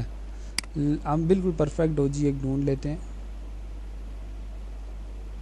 मारोबोजो के अलावा बाकी सभी कैंडल्स ऑलमोस्ट ट्रेंड को चेंज करती है। मारोबोजो सिर्फ इस चीज़ की शनाख्त है कि ट्रेंड वही रहेगा, लेकिन बाकी जो कैंडल्स हैं वो अमूमन ट्रेंड चेंज करती हैं। ये चीज़ आप ध्यान में रखिएगा। अभी परफेक्ट डोजी हमें यहाँ पे मिले, ये भी एक डोजी है लेकिन इसका अपर विक बहुत छोटा है। ये हैमर में आप इसको कह सकते हो, हैमर भी एक कैंडल की किस्म है। हैमर हथौड़े से निकला, ये एक डोजी कैंडल है। अब पहले ट्रेंड क्या था, 2 कैंडले आप देख रहे हो, सेल का ट्रेंड था, ये डोजी बनी, लेकिन इसका आगे एक रूल भी है। रूल ये है कि अगर डोजी बनती है तो नेक्स्ट कैंडल बाय में क्लोज होनी चाहिए, बाय में नहीं क्लोज हुई, इस वजह से ये ट्रेंड ऊपर की तरफ नहीं गया। तो रूल भी हमने, ये एक डोजी बनी है। इससे पुराना ट्रेंड आपका ये कैंडल है जो सी ये बाय किया, 1 घंटे का ट्रेंड है जो सा वो बाय का था। डोजी बनी है लेकिन डोजी ने ट्रेंड को रिवर्स करना है, लेकिन जो अगली कैंडल है वो बाय में क्लोज नहीं, सेल में क्लोज नहीं हुई, वो बाय में ही क्लोज हुई है, यानी कि ट्रेंड इसने वही रखा। तो डोजी की जो सी अगली शर्त थी वो कंप्लीट नहीं हुई। तो हम कोई ऐसी कैंडल देखते हैं जो डोजी भी हो और अगली शर्त भी कंप्लीट करती हो, तो फिर हम उसमें देखते हैं कि ट्रेंड कैसा था, क्या हुआ है। कोई परफेक्ट डोजी हमें नहीं मिल रही जिसमें बिल्कुल एक लाइन की तरह बॉडी हो। ये इसको आप एक डोजी कह सकते हैं, हैमर भी कह सकते हैं, लेकिन अगली शर्त उसने पूरी नहीं की थी। यहाँ पे ये देखें, इससे पुराने वाली कैंडल बिल्कुल छोटी सी बाय की बनी है, लेकिन हम समझने के लिए इसी को तसव्वुर कर लेते हैं कि फॉर एग्जांपल बड़ी बाय की कैंडल बनी थी और इसके बाद डोजी बनी। डोजी की शनाख्त यह है कि अपर विक और लोअर विक तो होगा, दरमियान में बॉडी एक बिल्कुल लाइन की तरह होगी। ये भी परफेक्ट डोजी नहीं है, लेकिन हम समझने के लिए इसको, या बल्कि ठहरें हम डोजी ढूंढ ही लेते हैं, 1 मिनट।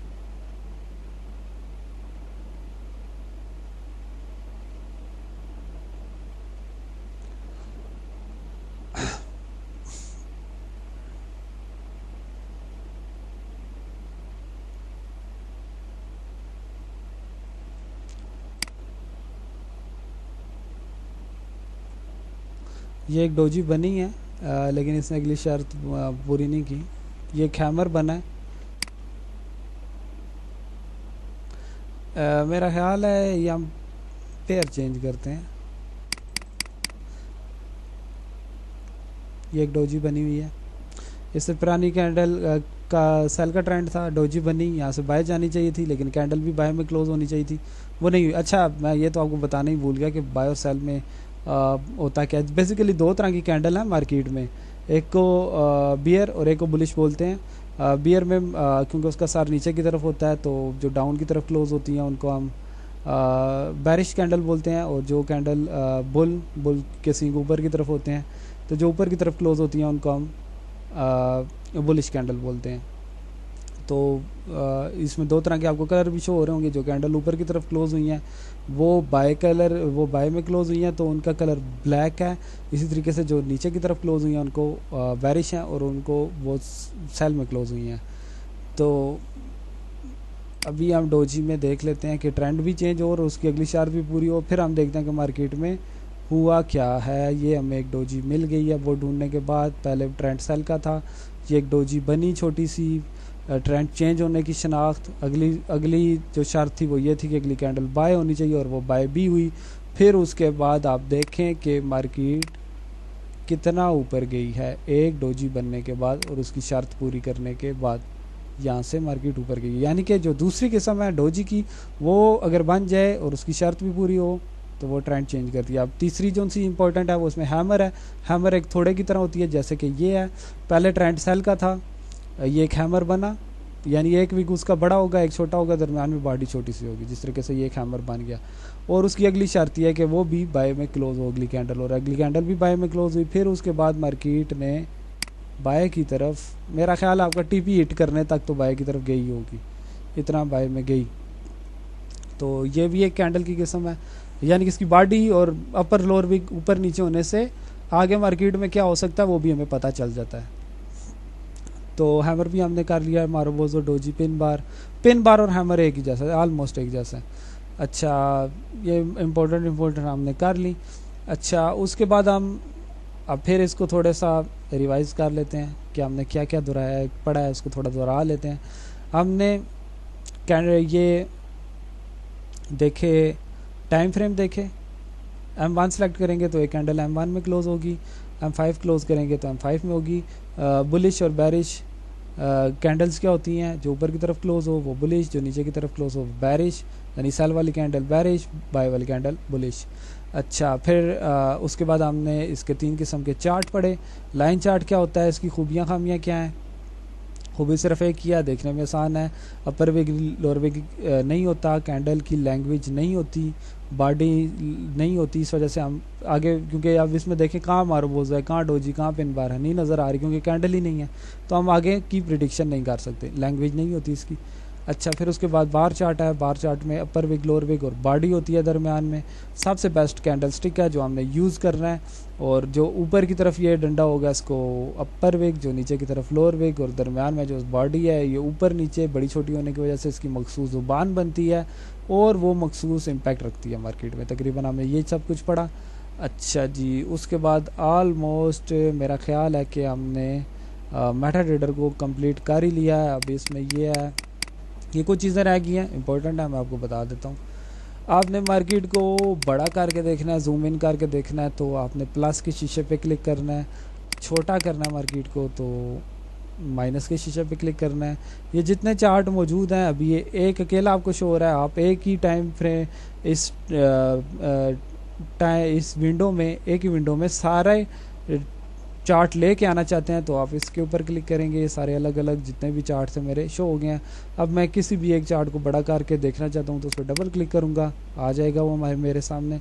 अब ये मार्केट का लॉक है, अभी मैंने ये अनलॉक किया मार्केट, तो मैं जितना भी पीछे जाना चाहूँ मैं जा सकता हूँ। जब मैं इस पर क्लिक करूँगा तो मुझे ये करंट मार्केट पे ले आएगा और एक मखसूस हद तक मुझे पीछे जाने देगा। उसके बाद ये दोबारा मुझे उसी जगह पे ले आएगा। और अगर आप मैं इन दोनों को प्रेस कर देता हूँ तो मैं जब पीछे जाऊंगा तो एक खास हद तक पीछे जाने के बाद दोबारा मुझे ये करंट मार्केट पे लेके आ जाएगा। ये मार्केट का लॉक होता है। अच्छा, फिर उसके बाद अगर मैंने कुछ और सेलेक्ट किया हुआ है, जैसे ये सिलेक्ट किया, उसके बाद मैं एरो चाहता हूँ तो मैं एरो पे क्लिक करूँगा तो ये एरो आ जाएगा। अब अगर आप किसी किस्म का कोई एनालिसिस कर रहे हैं और आप इसमें चार्ट के ऊपर कोई किसी किस्म की कोई लाइन डालना चाहते हैं, अगर वो लाइन दाएं से बाएं की तरफ होगी तो आप इस पर क्लिक करके चार्ट के ऊपर ही वो लाइन डाल सकते हैं और चार्ट के ऊपर आपको शो हो जाएगी। अगर वो आप ऊपर से नीचे डालना चाहते हैं तो वो ऐसे डाल सकते हैं। तिरछी डालना चाहते हैं जो मूवमेंट ट्रेंड लाइन में यूज़ होती हैं, अगर डबल डालना चाहते हैं तो वो ऐसे होगी। और अगर आप सिंगल डालना चाहते हैं तो आप इस तरीके से सिंगल लाइन भी डाल सकते हैं। अच्छा, अगर आप चार्ट के ऊपर कुछ लिखना चाहते हैं अपनी यादाश्त के लिए कि मैंने यहाँ से बाय करना है, सेल करना है, कुछ भी, तो वो आप इस तरीके से लिख सकते हैं। और मैं आपको लिख के दिखा भी देता हूँ। जैसे कि टेक्स्ट लिखा है तो मैं यहाँ लिख देता हूँ अपना नाम, बल्कि अपना नंबर लिख देता हूँ, व्हाट्सएप, मुझे ये शो हो जाएगा, ये मुझे शो हो गया। तो कुछ भी आप अपनी यादाश्त के लिए चार्ट के ऊपर लिख सकते हैं। अच्छा, अब इसमें एक और चीज़ इंपॉर्टेंट है मेटा ट्रेडर में ही, वो भी हम कर लेते हैं। राइट क्लिक करना है अपने चार्ट के ऊपर। ये जो पीछे आपको लाइनें नज़र आ रही हैं वाइट वाइट, अगर ये आपको मुतासिर कर रही हैं, आपको नहीं अच्छी लग रही, तो आप ग्रेड पे क्लिक करें तो वो लाइनें पीछे से गायब हो जाएंगी।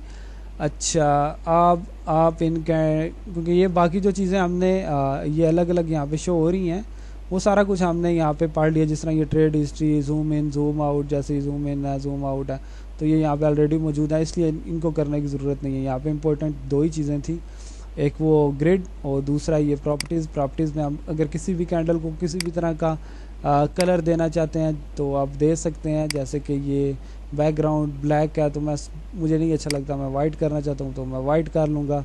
और इसी तरीके से बार अप है जो सी वो लाइम कलर में है, तो मैं इसको येलो में करना चाहता हूँ तो ये येलो में हो जाएंगी।